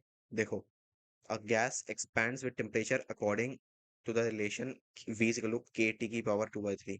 हाँ डोरे में सही है, v is equal to kT की पावर 2/3। ठीक है, work done when the temperature changes by 60 kelvin, 60 के, 60 के टेम्परेचर में चेंज आए, वर्क डन क्या होगा देखो, D W is equal to P dot DV, ये बात तुम्हें पहले ही पता है। Work done is equal to P dot DV पता ही है तुम्हें। पी की जगह प्रेशर या आरटी बाई वी लिख सकते हैं, P V is equal to RT से, है ना। इसको डीवी रहने दो, v is equal to K T की पावर 2/3 क्वेश्चन में गिवन है। तो एक काम करो, ये v यहाँ पे आ गया, यहाँ पे के टी बाई या फिर K T into two to the power 3, इसको यहाँ पे रखो। ठीक है, रुको, ऐसे समझो इसको, कंफ्यूजिंग हो रहा होगा ये थोड़ा तुम्हारे लिए। देखो, डी डब्ल्यू चलो पी डॉट डीवी, ये तो सिंपल क्लियर बात है, R T by V, NRT से इसको प्रेशर को आर टी बाई वी लिख दिया, और डीवी को एज इट इज रहने दिया। ठीक है, तो पी की जगह हमने आर टी बाई वी लिखा है, वी कितना है हमारे पास, के टी की पावर 2/3। ठीक है, डीवी बाई वी कितना आएगा तुम्हारे पास, डीवी बाई वी, इस पार्ट को अगर मैं एक्सटेंड कर दूं, ये कितना होगा, डीवी बाई वी हो जाएगा। तो डीवी बाई वी कितना आएगा, जो वी है के टी की पावर 2/3, इसको डिफरेंशिएट करो अपॉन के टी की पावर 2/3, सिंपली लिख दो, ये तो वी है, और ये क्या है, डीवी, ये जो वी है इसी का डिफरेंशिएटेड हमने ऊपर लिखा हुआ है, समझ रहे हो। अब देखो, इसको डिफरेंशिएट करोगे तो क्या आएगा, के कांस्टेंट है, के को बाहर रहने दो, टी की पावर 2/3 को डिफरेंशिएट करोगे तो 2/3 सामने आ गया, एंड 2/3 माइनस वन करोगे तो -1/3 इंटू में D T dot D T. ठीक है, अपॉन के टी की पावर 2/3। ठीक है, सॉल्व करोगे, के से के कैंसिल आउट हो जाएगा, फाइनली तुम्हारे पास क्या बचेगा, ये 2/3 ऊपर चला जाएगा, तो -3/3 करके आंसर तुम्हारा बेसिकली आएगा 2/3 डी टी बाई टी। ठीक है, ये है तुम्हारा, कह सकते हो तुम्हारे इस टाइम पर डीवी बाई वी का रेशो। ठीक है, डीवी बाई वी का रेशो आ गया है। अब हमारे पास जब डीवी बाई वी आ गया है, तो हमें क्या निकालना है, हमें तो वर्क डन निकालना है। तो वर्क डन कितना है, change in work done delta V कितना है, R T into DV by DV. अभी हमने क्या सॉल्व किया, DV by V, DV by V, इस डीवी बाई वी को यहाँ पे रखेंगे, डीवी बाई वी को यहाँ पे रखेंगे, एंड देन आर टी से मल्टीप्लाई करेंगे, फिर आएगा हमारा आंसर। आप समझ रहे हो, वर्क डन कितना आएगा तुम्हारा, T1 T2 लिमिट डालो, यहाँ पे इंटीग्रेट कर रहे हो ना, R T DV by V में रखो यहाँ पे value 2/3 D T by T. ठीक है, R T into 2/3 D T by T, limit कितनी, T1 से T2 तक, वर्क डन कितना आएगा 2/3 R T2 minus T1, limit में माइनस करते हैं, सिंपल बात है। सॉल्व करो, उसका कितना आएगा, टेम्परेचर कितना है यहाँ पर, when the temperature changes by 60 के, तो डेल्टा टी या फिर डी टी कितना आ गया 60 के। चलो सॉल्व करो, इसको कितना आएगा 2/3 इंटू आर इंटू में 60। ठीक है, आर को रख दो तुम 8.3, सॉल्व करोगे पूरे को तो आंसर आएगा तुम्हारा, या फिर चलो आर को 8.3 मत रखो, आर को नहीं मांगा है ना आर को, ठीक है, आर को कांस्टेंट रहने दो, 2/3 इंटू 60 करोगे तो आंसर आएगा तुम्हारा 40। 60 का 6 का 2/3 कितना होता है 4, तो 60 का 2/3 कितना होगा 40, ये हो जाएगा 40 आर। ठीक है, ये होगा तुम्हारा टफ क्वेश्चन, आज 2-3 टफ क्वेश्चन में डाल दिए थे मैंने, इनको तुम बार बार प्रैक्टिस करोगे तो प्रीमियम डीपीपी के सारे क्वेश्चन बन जाएंगे तुमसे, मैक्सिमम तो बन ही जाएंगे। फ्री डीपीपी मैंने 1-2 टफ क्वेश्चन डाले, बट क्लास नोट्स के क्वेश्चन को अगर बार बार प्रैक्टिस करोगे तो फ्री डीपीपी के क्वेश्चन बन जाएंगे, टेंशन वाली बात नहीं है। ठीक है, नेक्स्ट क्लास में तुम्हें टेस्ट के सोल्यूशन दे दूंगा। चलो, किसी भी क्वेश्चन में कोई भी डाउट है अगर, तो पूछ लो अभी, वरना फिर लेक्चर को एंड करते हैं। ठीक है,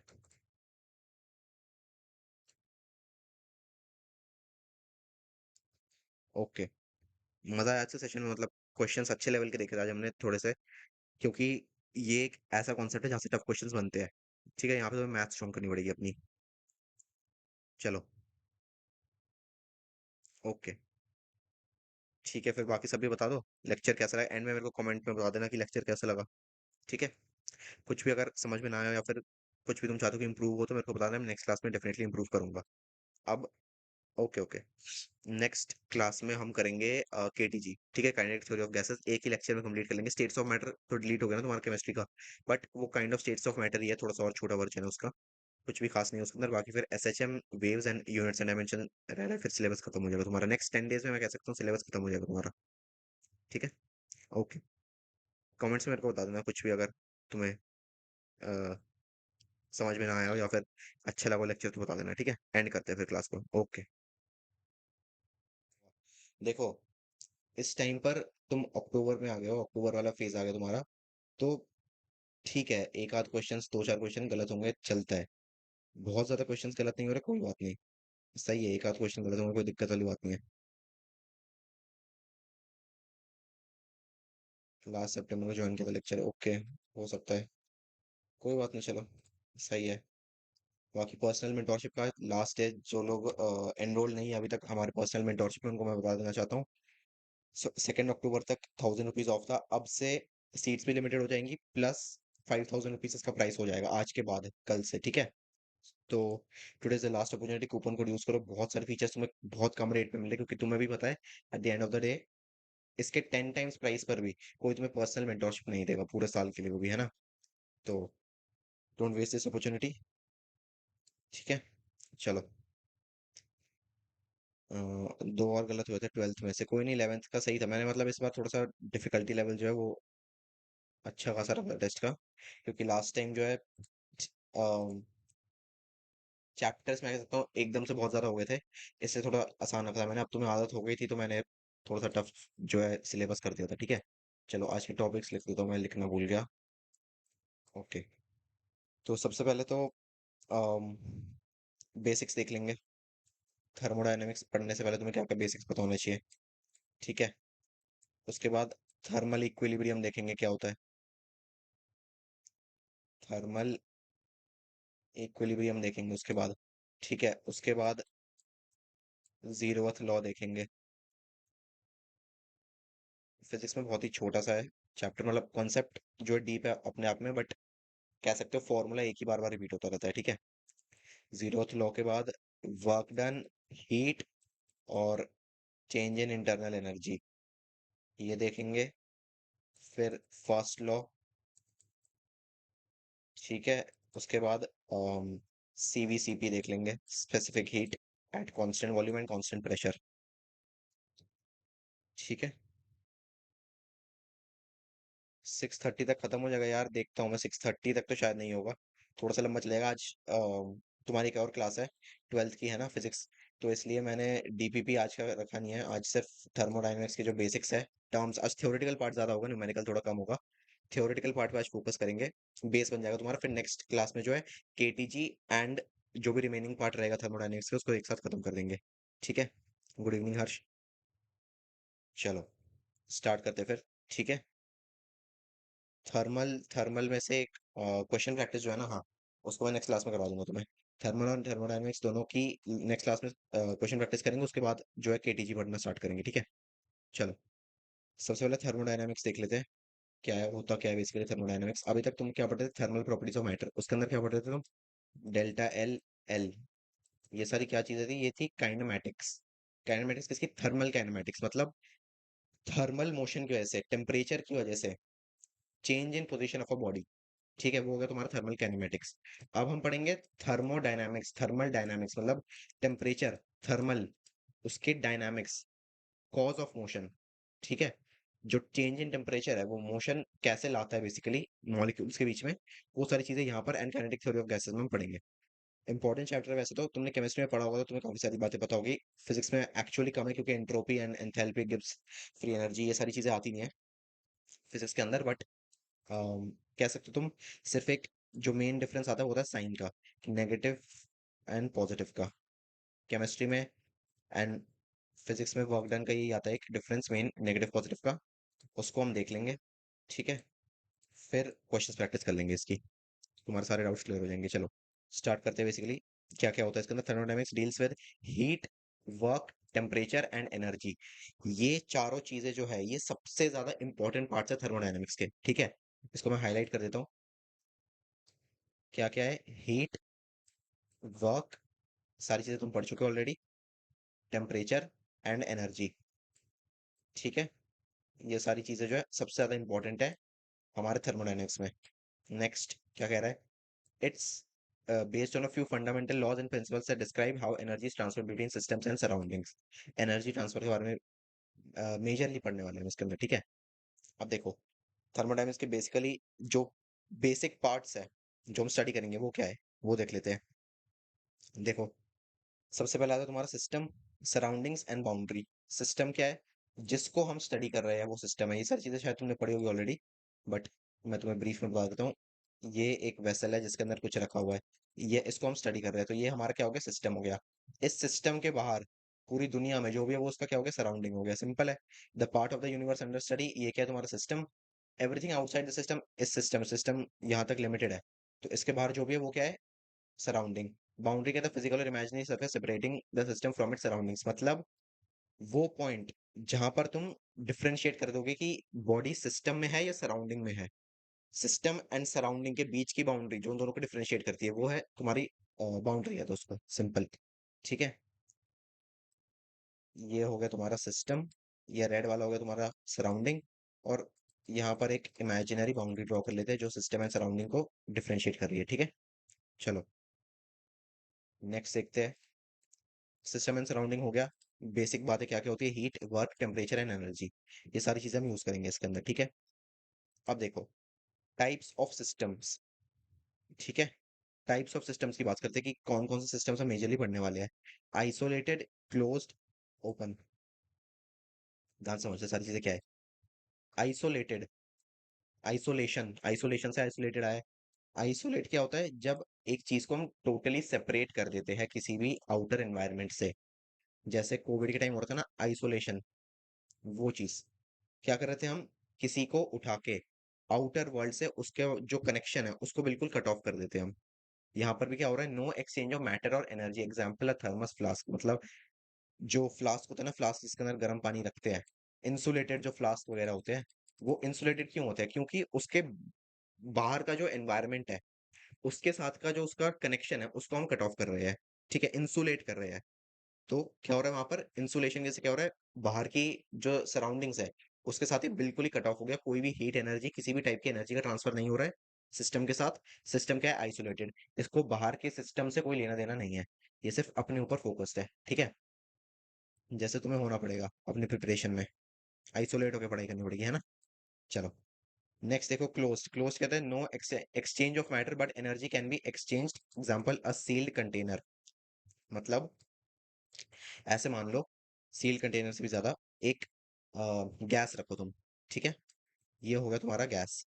ठीक है, गैस के ऊपर जो है फ्लेम चल रही है, यहाँ पर फ्लेम है, इस फ्लेम के ऊपर तुमने क्या किया है, तुमने एक कंटेनर को प्लेस कर दिया है। ठीक है, फ्लेम के ऊपर तुमने क्या किया, एक कंटेनर को प्लेस कर दिया, यूटेंसिल कुछ भी, और इसके लिड से इसको कवर कर दिया तुमने। ठीक है, अब क्या हुआ, हमारा जो सिस्टम है इसको तुमने ढक दिया है, मतलब क्लोज्ड है।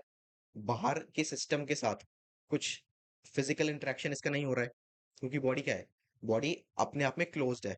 लेकिन यहाँ पर आइसोलेटेड से सिर्फ एक डिफरेंस ज्यादा आएगा, वो क्या है, ये जो बॉडी है यहाँ पर चेंज ऑफ एनर्जी होगा। ठीक है, चेंज ऑफ एनर्जी यहाँ पर होगा। कैसे, यहाँ पर जो फ्लेम जल रही है यहाँ से क्या आ रही है, हीट एनर्जी जा रही है, बॉडी उसको ऑब्जॉर्व कर रही है, सिस्टम जो उसको ऑब्जॉर्व कर रहा है, एंड फ्लेम उसको छोड़ रही है। तो हीट एनर्जी, एनर्जी किसी भी फॉर्म ऑफ एनर्जी से हम इसको इंटरेक्ट करवा रहे हैं।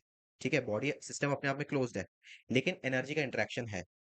थर्मल में क्या है, एनर्जी का भी इंटरेक्शन नहीं होता है, इंसुलेटेड होता है। नेक्स्ट है ओपन। ओपन तो सबसे आसान है, बॉडी को हमने ओपन कर दिया एंड सिस्टम एंड सराउंडिंग के बीच में डायरेक्ट आना जाना हो रहा है, मतलब फिजिकल कांटेक्ट और एनर्जी का ट्रांसफर, सारी चीजें यहाँ पर प्रेजेंट है। ठीक है, सब कुछ पॉसिबल है यहाँ पर। ओपन क्या हो गया, both matter and energy can be exchange. Example an open pot और ऑन अ स्टोव। ठीक है, open pot on a stove क्या हो गया, तुम्हारा तुमने इसके लिड को हटा दिया, पूरा फिजिकल कांटेक्ट इसके साथ प्रॉपर हो रहा है। ठीक है, देखो ये हो गया तुम्हारा टाइप्स ऑफ सिस्टम। सबसे पहले हमने क्या पढ़ा, हीट, वर्क, टेम्परेचर, एनर्जी क्या होते हैं, उसके बाद सिस्टम एंड सराउंडिंग्स। सिस्टम के रिस्पेक्ट में हम सारी चीजें कर रहे हैं। अब बेसिकली देखो केमिस्ट्री का जो नेगेटिव आता है वो क्यों आता है, उसका रीजन मैं तुम्हें बता देता हूँ। कोई तुमसे पूछेगा नहीं कि केमिस्ट्री में नेगेटिव क्यों होता है, इसमें पॉजिटिव क्यों होता है। केमिस्ट्री में हम सराउंडिंग के पॉइंट ऑफ व्यू से देखते हैं सिस्टम को। इसलिए क्या होता है, वर्क डन वहां पर नेगेटिव हो जाता है। यहाँ पर हम सिस्टम के पॉइंट ऑफ व्यू से ही देख रहे हैं, इसलिए वर्क डन जो है वो पॉजिटिव रहता है। ठीक है, ये एक डिफरेंस होता है। जैसे अगर ये तुम्हें समझ में नहीं आ रहा तो ऐसे समझो, जब एक्सेलरेशन ड्यू टू ग्रेविटी होती है, एक ऐसे स्लाइड है, ठीक है, बॉल को तुमने ऊपर फेंका, तो वर्क डन बाय पर्सन क्या होगा यहाँ पर, पॉजिटिव, क्योंकि वो सक्सेसफुल था बॉल को ऊपर पहुंचाने में, है ना। वर्क डन बाय ग्रेविटी क्या होगा, नेगेटिव, क्योंकि ग्रेविटी जो है वो कह सकते हो अनसक्सेसफुल थी बॉल को रोकने में। ग्रेविटी का काम है बॉल को रोकना, बट ग्रेविटी जो है बॉल को नहीं रोक पाई, तो ग्रेविटी का वर्क डन क्या हो गया, नेगेटिव हो गया। ऐसे मानते हैं हम। ठीक है, तो सेम चीज यहाँ पर भी है, वहां पर हम सिस्टम के केस से देखते हैं और यहाँ पर जो है सराउंडिंग के केस से, सॉरी, वहां पर सराउंडिंग के केस से, यहाँ पर सिस्टम के केस से। ठीक है, तो बेसिकली यहाँ पर क्या होता है, एक पॉइंट ऑफ व्यू अलग आ जाता है, जिसकी वजह से हम नेगेटिव एंड पॉजिटिव के बीच में डिफरेंशिएट करते हैं। चलो नेक्स्ट देखते हैं, बेसिकली क्या क्या पढ़ने वाले हम आगे। ठीक है, आइसोलेटेड, क्लोज्ड, ओपन, ये सारी चीजें तुम समझ गए हो। आइसोलेटेड मतलब कुछ भी मैटर एंड एनर्जी किसी का ट्रांसफर नहीं हो रहा, क्लोज में एनर्जी का ट्रांसफर हो रहा है, मैटर का नहीं हो रहा, ओपन में मैटर एनर्जी दोनों का ट्रांसफर हो रहा है। ठीक है, चलो नेक्स्ट देखो। नेक्स्ट क्या है, नेक्स्ट है हमारा state function and path function. उसको समझो। In thermodynamics, state functions and path functions are two types of quantities used to describe the properties and changes in a system. State and path, इन दोनों से हम जो है बॉडी की properties को डिफाइन करते हैं। ठीक है, कि कौन से फंक्शन के अंदर जो है एनर्जी का ट्रांसफर हो रहा है। ठीक है, देखो स्टेट फंक्शन क्या होता है, अ स्टेट फंक्शन और state variable is a property that depends only on the current state of the system, not on the path taken to reach that state. मतलब सिंपली अगर हम इसको ब्रेक डाउन करें तो ये चीज क्या है, ये है स्टेट फंक्शन को मान लो डिस्प्लेसमेंट, इसको कर दो तुम डिस्प्लेसमेंट। क्यों, क्योंकि डिस्प्लेसमेंट का ओरिजिनल पाथ टेकन से कोई मतलब नहीं होता है। डिस्प्लेसमेंट का ओरिजिनल पाथ टेकन से कोई मतलब नहीं होता। डिस्प्लेसमेंट क्या होता है, डायरेक्ट पॉइंट, दो दो पॉइंट्स के बीच के दो पॉइंट्स के बीच में डायरेक्ट लाइन, ये होता है तुम्हारा डिस्प्लेसमेंट। ठीक है, तो इसका ओरिजिनल पाथ टेकन, ये मान लो अगर पाथ टेकन है ऐसे ऐसे ऐसे, तो इसको इससे कोई मतलब नहीं है। इसको सिर्फ और सिर्फ डायरेक्ट लाइन से मतलब है जो नेक्स्ट पॉइंट से जोड़ रही है। पाथ टेकन से इसको कोई मतलब नहीं है, इसको फाइनल और एंड रिजल्ट्स पता है। इसको सिर्फ फाइनल एंड एंड रिजल्ट्स जो वो समझ में आते हैं, बाकी कुछ इसको समझ में नहीं आता है। ठीक है, कोई बात नहीं शिव, नो प्रॉब्लम। चलो, ये हो गया तुम्हारा मेन स्टेट फंक्शन। डिस्प्लेसमेंट की तरह होता है, किसी और चीज से इसको कोई मतलब नहीं है। ठीक है, चलो, जैसे स्कूल में होता है ना बचपन में, कि सामने वाले को चोट लग गई है, मान लो किसी बच्चे को तुमने खेलते खेलते मार दिया, कुछ भी किया, उसको चोट लग गई है। टीचर अब किसी की बात नहीं सुनता है, टीचर सिर्फ देखता है बच्चा रो रहा है, मतलब उसको सिर्फ बच्चे के रोने से मतलब है। क्या हुआ क्या नहीं हुआ स्टोरी में टीचर नहीं जानना चाहते ज्यादातर केसेस में, तो वैसे याद रख सकते हो इसको। ठीक है, चलो अब देखो, it is independent of the process और the history of the system. क्या कहा मैंने, इंडिपेंडेंट ऑफ द प्रोसेस और the history of the system. उसको फाइनल एंड पॉइंट समझ में आते हैं, प्रोसेस उसके बीच का जो प्रोसेस है उसमें उसको कोई मतलब नहीं है। ठीक है, जैसे कोई भी सेलिब्रिटी होता है, हमें बाहर से सिर्फ सेलिब्रिटी की सक्सेस दिखती है, हम उसके इनिशियल पॉइंट दिखते हैं और फाइनल पॉइंट दिखते हैं, उसकी जो जर्नी है पूरी, उसने कितना स्ट्रगल किया वहां तक पहुंचने में, वो चीज हमें नहीं दिखती है। ठीक है, तो हमारा पॉइंट ऑफ व्यू अगर हम कहें वो है स्टेट फंक्शन में। ठीक है, only the initial and final states matter. Characteristics देख लेते हैं स्टेट फंक्शंस के, क्या होता है, depends only on the systems current equilibrium state. कहा था मैंने तुम्हें, पाथ टेकन के ऊपर इसका कोई मतलब नहीं है, करंट इक्विलिब्रियम स्टेट पर ये डिपेंड करता है। ठीक है, नेक्स्ट क्या कह रहा है, इंडिपेंडेंट ऑफ द प्रोसेस और path taken to reach the state, ये भी बता दिया मैंने तुम्हें। Can be represented as a difference between two states, that is delta X is equal to X F minus X I, where X F and X I are the values of the state function at the final and initial states respectively. मतलब जैसे delta S, displacement, distance तुम ऐसे नहीं निकाल सकते, क्योंकि तुम्हें distance का पता ही नहीं है कि बॉडी कहाँ कहाँ गई है, तो फाइनल और इनिशियल पॉइंट को सब्ट्रैक्ट करोगे तो डिस्टेंस नहीं मिलेगा तुम्हें, अगर डिस्टेंस डिस्प्लेसमेंट से अलग है। और अगर डिस्प्लेसमेंट की बात करें तो final point S F minus S I कर दोगे तो आ जाएगा, पाथ फंक्शन जैसे है, सॉरी स्टेट फंक्शन जैसे है ना। तो वही बात यहाँ पर कह रहे हैं, फाइनल और इनिशियल का डिफरेंस निकाल दोगे तो तुम्हें स्टेट फंक्शन की वैल्यू पता चल जाएगी। ठीक है, एग्जांपल्स देखो।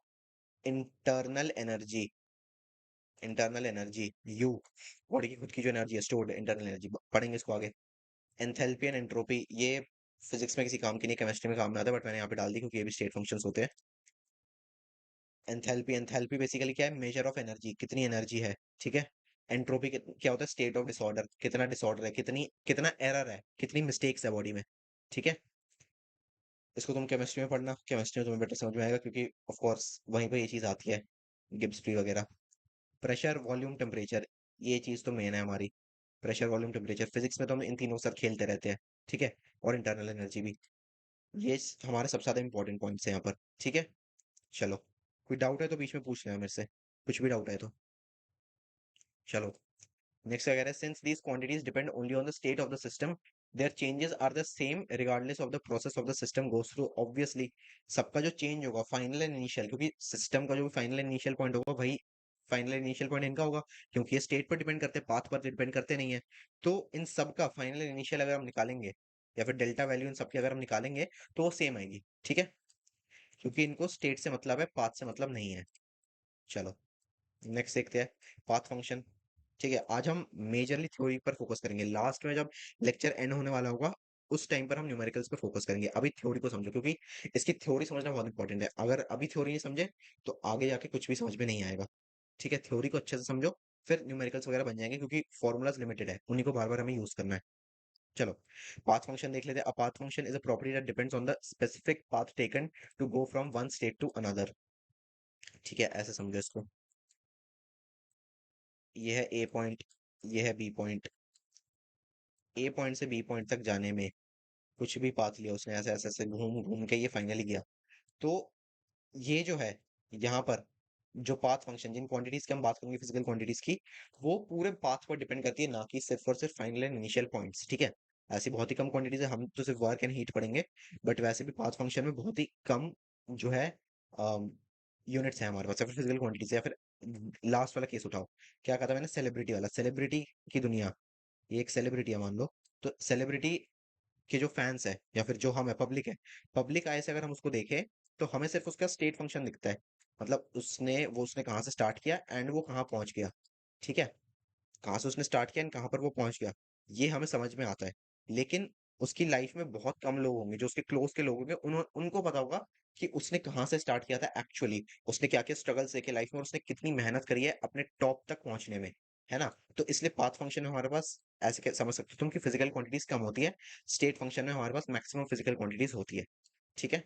चलो, पाथ फंक्शन क्या करते हैं, एक्चुअल पाथ पर डिपेंड करता है। A path function is a property that depends on the specific path taken to go from one state to another. The value of a path function is determined by the manner in which the process occurs.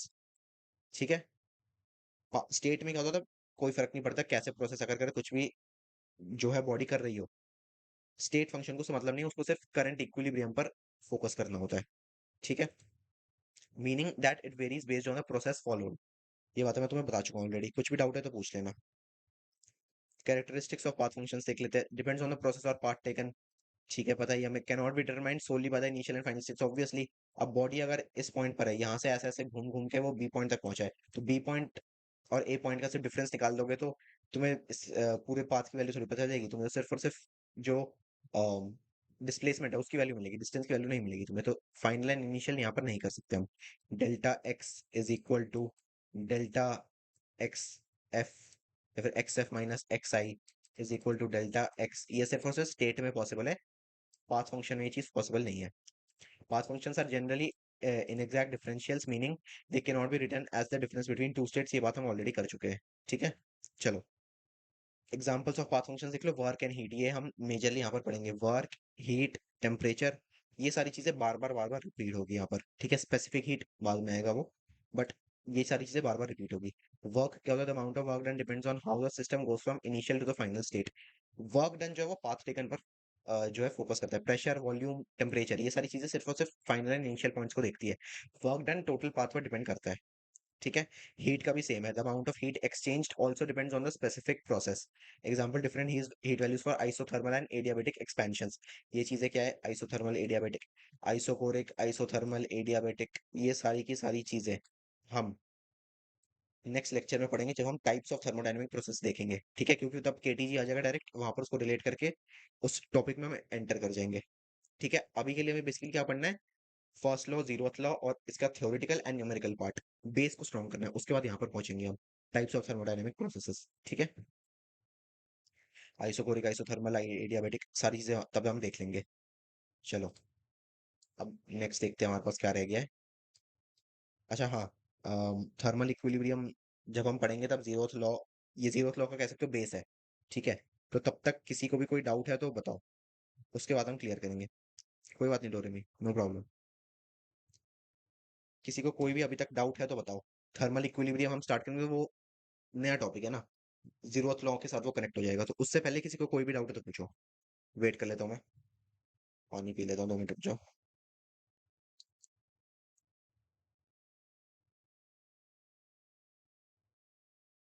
ठीक है ना, चलो। Okay okay okay, ठीक है, good. यहाँ तक सारी चीजें क्लियर है। थर्मल इक्विलिब्रियम से हम स्टार्ट करते हैं अब। थर्मल एंड इक्विलिब्रियम दोनों चीजें बहुत ही जो है कह सकते हैं उनके नाम से ही पता चला है। थर्मल मतलब टेम्परेचर, इक्विलिब्रियम मतलब कांस्टेंट, है ना। तो कांस्टेंट टेम्परेचर जब रहता है तब हम क्या करते हैं, वो चीज है ये। देखो, thermal equilibrium is a fundamental concept in thermodynamics that occurs when two or more systems or parts of a system that are in thermal contact do not exchange heat energy, resulting in no change in their temperatures। मतलब दो bodies अगर contact में है, ये है body A and ये है हमारे पास बॉडी बी,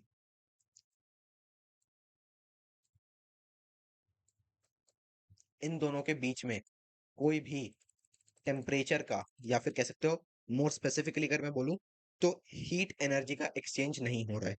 ठीक है, हीट एनर्जी का एक्सचेंज दोनों बॉडीज के बीच में नहीं हो रहा है, तो हम कहेंगे ये दोनों बॉडीज किसमें, थर्मल इक्विलिब्रियम में, मतलब टेम्परेचर इनका कांस्टेंट है। यहाँ पर टेम्परेचर फॉल या फिर इंक्रीज नहीं कर रहा है। ठीक है, राइज या फॉल नहीं आ रहा है यहाँ पे टेम्परेचर में। दोनों थर्मल इक्विलिब्रियम में फिजिकल कांटेक्ट में होने के बावजूद हीट एनर्जी का ट्रांसफर नहीं हो रहा है। सिंपल बात है, ठीक है। Essentially, when systems reach thermal equilibrium, they have the same temperature, obviously। thermal equilibrium मतलब ही सेम टेम्परेचर होता है। अगर हम इसके वर्ड को ही अगर ब्रेक डाउन करें, तो थर्मल इक्विलिब्रियम मतलब सेम टेम्परेचर। ठीक है, अब थर्मल इक्विलिब्रियम तो बहुत ही आसान था, यहाँ से जीरो लॉ समझ लेते हैं। थ्योरेटिकल सही लॉ है, यहाँ पर न्यूमेरिकल ज्यादा बनते नहीं है। इसको तुम्हें बस थ्योरेटिकली समझना है कि जीरो लॉ है क्या, है ना। तो एक चीज मैं तुम्हें और बता देता हूँ कि जीरो लॉ क्यों है।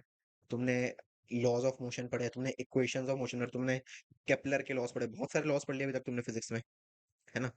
काफी सारे लॉस पढ़ लिए तुमने अभी तक फिजिक्स में, लेकिन तुम्हें ये लग रहा होगा कि हर जगह हम फर्स्ट लॉ से स्टार्ट करते हैं, है ना। यहाँ पर जीरोथ लॉ क्यों आ गया, zeroth law of thermodynamics basically क्या हुआ था, फर्स्ट लॉ आ गया था ऑलरेडी। ठीक है, चेंज इन वर्क डन वाला, डेल्टा डब्ल्यू वाला, delta W delta you delta Q को रिलेट करके इक्वेशन बनी थी, वो फर्स्ट लॉ में था, पढ़ेंगे उसको भी। वो पहले आ गया था, उसके बाद हमने या फिर हम क्या करें, साइंटिस्ट जो थे उन्होंने डिस्कवर किया थर्मल इक्विलिब्रियम को, एंड थर्मल इक्विलिब्रियम से उन्होंने जीरोथ लॉ को डिराइव किया।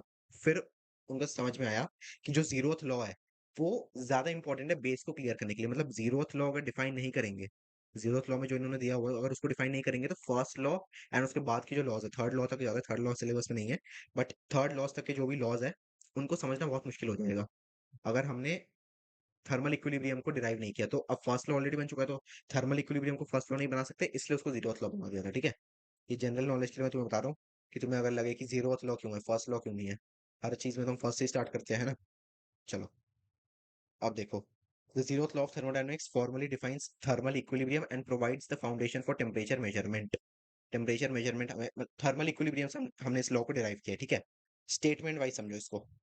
if system A is in thermal equilibrium with system B and system B is in thermal equilibrium with system C, then system A and C are also in thermal equilibrium with each other। बहुत ही direct and simple statement है, कुछ भी tough नहीं है इसके अंदर। This law implies that temperature is a fundamental property that allows systems to reach equilibrium। ठीक है, if two systems have the same temperature, no net heat will flow between them। अब देखो, इसका मतलब क्या हो गया, बहुत ही सिंपल है। अगर मैं फिफ्थ सिक्स क्लास की मैथ्स की बात करूं, A is equal to B, ठीक है, and B is equal to C, therefore A is equal to C. कुछ डाउट है क्या इसमें, क्या ही डाउट हो सकता है इसके अंदर, बहुत ही आसान चीज है ये, है ना। फंडामेंटल कॉन्सेप्ट है मैथ्स का, डायरेक्ट कॉन्सेप्ट है ना। ए और बी बराबर है, बी और सी बराबर है, तो ए और सी भी बराबर होंगे। तो वही चीज कह रहा है, थर्मल इक्विलिब्रियम में अगर A and B thermal equilibrium में है एंड बी एंड सी भी थर्मल इक्विलिब्रियम में है, तो ए एंड सी भी थर्मल इक्विलिब्रियम मतलब सेम टेम्परेचर है, हीट ट्रांसफर नहीं हो रहा है इनके बीच में। इन सारे सिस्टम्स के बीच में हीट का ट्रांसफर नहीं हो रहा है बिल्कुल भी। ठीक है, If system A is in thermal equilibrium with system B and system B is in thermal equilibrium with system C, then systems A and C are also in thermal equilibrium with each other. Simple statement. This law implies that temperature is a fundamental property that allows systems to reach equilibrium. If two systems have the same temperature, no net heat will flow between them. ये भी तुम्हें पता है. अगर same temperature मान लो ये भी 25 पर है, 25 डिग्री सेल्सियस, ये भी 25 डिग्री सेल्सियस पर है, तो क्या ही हीट एनर्जी फ्लो होगी इनके बीच में, है ना. थर्मल इक्विलिब्रियम में है ये बॉडी, तो हीट एनर्जी फ्लो नहीं करेगी. ठीक है, सिंपल बात है. चलो, ये हमारा जीरो लॉ कंप्लीट हो गया. ठीक है, थ्योरेटिकल क्वेश्चंस बनते हैं लास्ट में, देख लेंगे इसके अंदर. ज्यादा खास क्वेश्चंस नहीं बनते, नीट में भी इसके ऊपर क्वेश्चंस नहीं बनते. अच्छा हाँ, अब तुम पूछोगे कि इंपॉर्टेंट टॉपिक्स कौन से है, वो तो मैं तुम्हें बताना ही भूल गया. इंपॉर्टेंट टॉपिक्स हमेशा बता देता हूँ मैं क्लास की स्टार्टिंग में. किसी भी चैप्टर के तुम्हें इंपॉर्टेंट टॉपिक चाहिए हो तो मेरे को अभी पूछ लो, मैं तुम्हें बता दूंगा. ठीक है, किसी भी चैप्टर के तुम्हें अगर इंपॉर्टेंट टॉपिक चाहिए हो तो मेरे को अभी बता दो, मैं अभी क्लियर कर दूंगा कि उस चैप्टर के इंपॉर्टेंट टॉपिक्स क्या है. नीट में सबसे ज्यादा क्वेश्चंस बनने के मतलब नीट में अगर क्वेश्चंस बने तो किस टॉपिक से क्वेश्चन बनने की सबसे ज्यादा पॉसिबिलिटी होगी. ठीक है, चलो अभी मैं तुम्हें बताता हूँ इस चैप्टर की सबसे ज्यादा क्या है. Specific heat. Specific heat. Specific heat क्या है? सीपीसीवी पढ़ेंगे अभी हम क्या होता है, टेंशन मत लो. ठीक है, next, types of thermodynamic processes. ये सबसे ज्यादा इंपॉर्टेंट है. ठीक है, स्पेसिफिक हीट तो सबसे ज्यादा इंपॉर्टेंट है, उसके बाद टाइप्स. अभी जो हम पढ़ रहे हैं अगर ये नहीं पढ़ोगे तो आगे आने वाली चीजें समझ में नहीं आएगी, इसलिए इसको पढ़ना इंपॉर्टेंट है. इसलिए इतना डिटेल में थ्योरी में जा रहा हूँ मैं, वरना आगे वाली चीजें समझ में नहीं आएगी. ठीक है, चलो, बेसिक्स की बातें हमारी हो गई है. जीरो लॉ भी हमने पढ़ लिया, बहुत ही आसान बात है, कुछ भी इसके अंदर टफ नहीं था, है ना. किसी को कोई डाउट है तो पूछो, वरना फिर हम स्टार्ट करते हैं फर्स्ट लॉ ऑफ थर्मोडायनामिक्स से. जीरो लॉ तुमने पढ़ लिया, फर्स्ट लॉ से डेरिवेशंस आएगी एंड थ्योरेटिकल पार्ट इसके अंदर ज्यादा है. फिर ये पार्ट समझ में आएगा तो फिर स्पेसिफिक हीट समझ में आएगा. ठीक है, ओके शिव, किसी और को कोई डाउट है तो पूछो, वेट कर लेता हूँ मैं. फिर फर्स्ट लॉ स्टार्ट करेंगे, बहुत ही इंपॉर्टेंट कॉन्सेप्ट है, ध्यान से पढ़ना है इसको. ठीक है, चलो.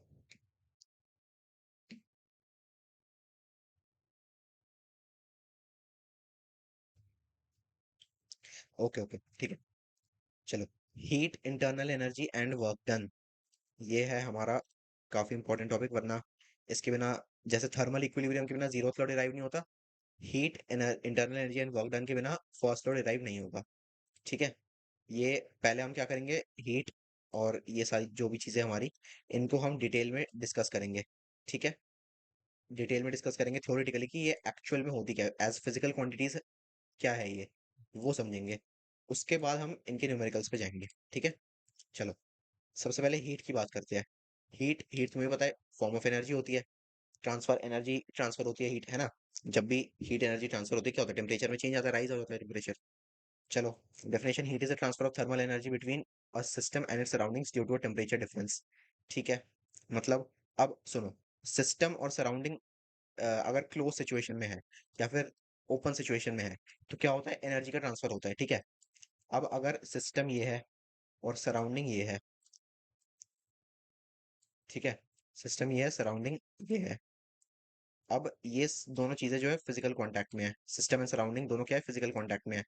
अब फिजिकल कांटेक्ट में होने के बाद क्या होगा इसके अंदर, ये मान लो क्लोज्ड है, आइसोलेटेड नहीं है, क्लोज्ड, या फिर तुम कह सकते हो ओपन है, क्लोज्ड या फिर ओपन है. ठीक है, ट्रांसफर एनर्जी होगा. ठीक है, अब ट्रांसफर ऑफ एनर्जी के अंदर अगर दोनों का टेम्परेचर सेम है, मान लो 25-25 है, तो क्या होगा, दोनों क्या होंगे, दोनों थर्मल इक्विलिब्रियम में आ जाएंगे, है ना. तो हीट एनर्जी का ट्रांसफर नहीं होगा. और अगर ज्यादा होगा, ये मान लो 45 है, ये 25 है, तो क्या होगा, हीट एनर्जी का ट्रांसफर होगा, एक्सचेंज इन हीट एनर्जी. सिंपल यही बात है, थर्मल इक्विलिब्रियम में वो आने का ट्राई करेंगे फिर. चलो, अब इसको पढ़ते हैं. Due to temperature difference, it always flows from hotter object to a cooler one until thermal equilibrium is reached. Obviously, ये बहुत ही ऑब्वियस चीज है, अगर तुम्हें नहीं पता तो मैं तुम्हें बताता हूँ. टेम्परेचर हमेशा हॉट बॉडी से या फिर हीट एनर्जी, क्योंकि खुद सोचो, वो वाला एक्सपीरियंस तुमने, एक्सपीरियंस करो, एक्सपेरिमेंट तुमने देखा होगा, जहां पर हम दो ऐसे ग्लासेस रखते हैं या फिर दो वेसल्स रखते हैं, एक में बिल्कुल मुंह तक पानी भरा हुआ है, एक में बिल्कुल ही कम पानी है, या फिर नेग्लिजिबल वाटर है, नेग्लिजिबल, है ना. तो हीट एनर्जी कहाँ से कहाँ ट्रेवल करेगी, अगर, या फिर पानी कहाँ से, सॉरी, हीट एनर्जी था, पानी कहाँ से कहाँ ट्रेवल करेगा अगर दोनों के बीच में मैंने एक पाइप रख दिया है. पाइप यहाँ तक चली गई है। पानी कहाँ से कहाँ जाएगा? ऑब्वियसली जहाँ पे ज्यादा पानी है वहां से कम पानी में जाएगा, है ना? ये रूल होता है। Same goes with thermal equilibrium. जब पोटेंशियल में भी ऐसा होता है, हाई पोटेंशियल से लो पोटेंशियल जाती है बॉडी, तो पढ़ा होगा तुमने। बाकी ये देखो, यहाँ पर भी सेम चीज है। ये हॉट ऑब्जेक्ट है एंड ये कोल्ड ऑब्जेक्ट है। एनर्जी क्या है? हीट। हीट क्या करती है? टेम्परेचर बढ़ाती है। तो हीट किसके पास ज्यादा है? हीट एनर्जी किसके पास ज्यादा है? हॉट बॉडी के पास ज्यादा है। तो हॉट बॉडी अपनी हीट एनर्जी इसको देगा, और एक टाइम के बाद दोनों थर्मल इक्विलिब्रियम में आ जाएंगे, मतलब दोनों का टेम्परेचर सेम हो जाएगा। ठीक है, चलो अब देखो। Nature, heat is a form of energy transfer and not a property of the system itself. ये मैंने तुम्हें बताया था, एनर्जी ट्रांसफर है, आज है कल नहीं है। जैसे ही एनर्जी निकल जाएगी तो वो अपनी हीट को लूज कर देगा। तो प्रॉपर्टी क्या था? प्रॉपर्टी इंसान लूज नहीं करता है अपनी। किसी भी बॉडी की प्रॉपर्टी होती है ना, तो प्रॉपर्टी लूज नहीं होती है। एक एनर्जी ट्रांसफर जो है वो चीज, ऑब्वियसली ट्रांसफर मतलब ही चेंज आ रहा है, तो हीट जो है लूज कर सकता है बॉडी। हीट एनर्जी को लूज करता है तभी तो ठंडी होती है ना बॉडी। चलो नेक्स्ट देखते हैं। It's a path function meaning the amount of heat transfer depends on how the process occurs. ये बात मैं तुम्हें पहले बता चुका हूँ। पाथ फंक्शन है पाथ टेकन पर, ए पॉइंट से लेकर बी पॉइंट तक टोटल पाथ टेकन जो भी है उसके ऊपर ही डिपेंड करता है ना? कोई डाउट तो नहीं है इसके अंदर तुम्हें? चलो, पाथ फंक्शन है, वर्क डन का भी सेम है। नेक्स्ट देखते हैं। ऐसा यूनिट क्या होता है? जूल्स होती है। एनर्जी है ना, एनर्जी की तो जूल्स ही होती है, पता है तुम्हें। But it is also commonly measure in calories, calories में भी होती है। थर्मल में हमने देखा था लास्ट टाइम, कैलोरीज होती है। ऐसा यूनिट जूल्स है, बट हम कन्वीनियंटली कैलोरीज यूज करते हैं। ठीक है, जिसको नहीं पता वो थर्मल प्रॉपर्टीज का लेक्चर देख लो ना, समझ में आ जाएगा। साइन कन्वेंशन देख लो। ये तो बहुत ही ऑब्वियस बात है, मतलब मेन थ्योरी तुम समझ जाओगे तो आने वाली चीजें आसान लगेगी तुम्हें। जैसे देखो, अगर heat energy is more than zero, तो मतलब क्या है? पॉजिटिव है। हीट एनर्जी पॉजिटिव है ना, जीरो से ज्यादा मतलब पॉजिटिव, जीरो से कम मतलब नेगेटिव। तो पॉजिटिव हीट एनर्जी मतलब हीट एनर्जी गई है। नेगेटिव हीट एनर्जी जीरो से कम मतलब हीट एनर्जी को हमने निकाला है। बॉडी ने एनर्जी लूज करी है, हीट एनर्जी लूज करी, तो क्या होगा? क्यू, क्यू होता है हीट एनर्जी। वो जीरो से कम होकर नेगेटिव हो जाएगा। बॉडी को मिली है हीट एनर्जी तो पॉजिटिव हो जाएगा। सिंपल बात है। सारे पॉइंट्स क्लियर होने चाहिए तुम्हें, है ना? डायरेक्ट पॉइंट्स है। ये हो गया तुम्हारा हीट। अब इंटरनल एनर्जी की बात करते हैं। ये तो हीट एनर्जी की बात होगी, अब इंटरनल एनर्जी, उसके बाद वर्क डन देखेंगे। इंटरनल एनर्जी देखो, डेफिनेशन क्या होती है इसकी? Internal energy is the total energy contained with in a system including kinetic and potential energies of all particles. मतलब टोटल मैकेनिकल एनर्जी, बॉडी के अंदर की जो मैकेनिकल एनर्जी है क्या होता है? काइनेटिक और पोटेंशियल का सम, है ना? तो काइनेटिक एंड पोटेंशियल का सम करेंगे तो इंटरनल एनर्जी हमें मिल जाएगी। इसको हम यू से डिनोट करते हैं। It represents the microscopic energy due to the movement and interactions of molecules, atoms, particles. क्या हो रहा है? टेम्परेचर आ रहा है। पहले बताया था मैंने तुम्हें, थर्मल एनर्जी तुम दे रहे हो बॉडी के अंदर, हीट एनर्जी तुम दे रहे हो, तो क्या हो रहा है उससे? बॉडी के जो मॉलिक्यूल्स है, पार्टिकल्स है, वो वाइब्रेट करते हैं। वहां से क्या होता है? काइनेटिक एनर्जी आती है। फिर बॉडी के अंदर मोशन होता है, पार्टिकल्स के बीच में मोशन होता है। टेम्परेचर इंक्रीज हो रहा है, पार्टिकल्स के बीच में मोशन हो रहा है, तो वहां पर क्या होती है? पोटेंशियल एनर्जी भी आती है। काइनेटिक, पोटेंशियल, सारी एनर्जी वहां पर आती है। ठीक है, तो इसलिए एक बॉडी को नेट इंटरनल एनर्जी मिल जाती है वहां से। Interaction of molecules, molecules collide करते हैं आपस में, वाइब्रेट करते हैं, मूव करते हैं, तो वहां से एनर्जी जो है जनरेट होती है। चलो, स्टेट फंक्शन है ये, पहले बताया था तुम्हें। एनर्जी जो स्टेट फंक्शन है, वर्क डन और हीट, हम सिर्फ यही पढ़ेंगे, ये दोनों पाथ फंक्शन पर। बाकी pressure, volume, temperature, internal energy, entropy, enthalpy, सब कुछ जो है वो स्टेट फंक्शन है। ठीक है, internal energy is a state function meaning it depends only on the current state of the system, temperature, pressure, volume etcetera, not on how the system arrived at that state. The change in internal energy delta U is important in thermodynamic processes. Simple बात है, delta you को हम बार बार पढ़ेंगे, change in internal energy क्या आया।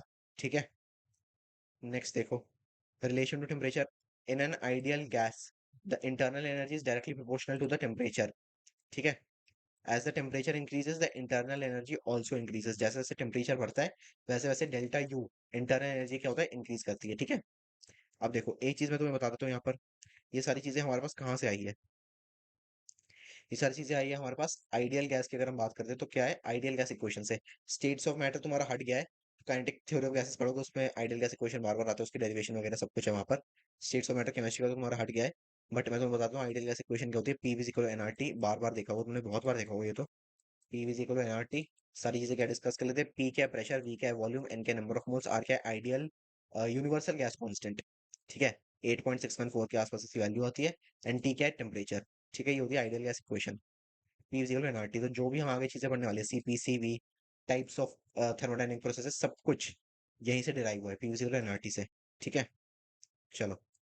Number of moles concentration, जो भी तुम सोल्यूशंस में पढ़ते हो, सोल्यूशंस चैप्टर आता है ना तुम्हारा, हाँ पी विजिकल एनआरटी सही है। जो सोल्यूशंस चैप्टर केमिस्ट्री का 12th का फर्स्ट चैप्टर है, वहां पर तुमने देखा होगा पी विजिकल एनआरटी जो है, वहां पर अगर डायरेक्टली नहीं भी देखा होगा तुमने, तो वहां पर जितने भी फॉर्मूलाज आते हैं ना कॉन्सेंट्रेशन टर्म्स, वो सब कुछ पी विजिकल एनआरटी से निकलता है हमारा। ठीक है, जैसे हम कहते हैं ना कि इक्वेशंस ऑफ मोशन की डेरिवेशंस ही है जो हम एक्चुअल में शॉर्टकट में यूज करते हैं, जैसे टाइम ऑफ लाइट का जो है √2h/g, velocity at ground v equal √2gh, range, जो जो भी फॉर्मूलाज है, u²/2 है, सब कुछ जो भी है, वो सारी क्या है, इक्वेशंस ऑफ मोशन की ही डेरिवेशन है।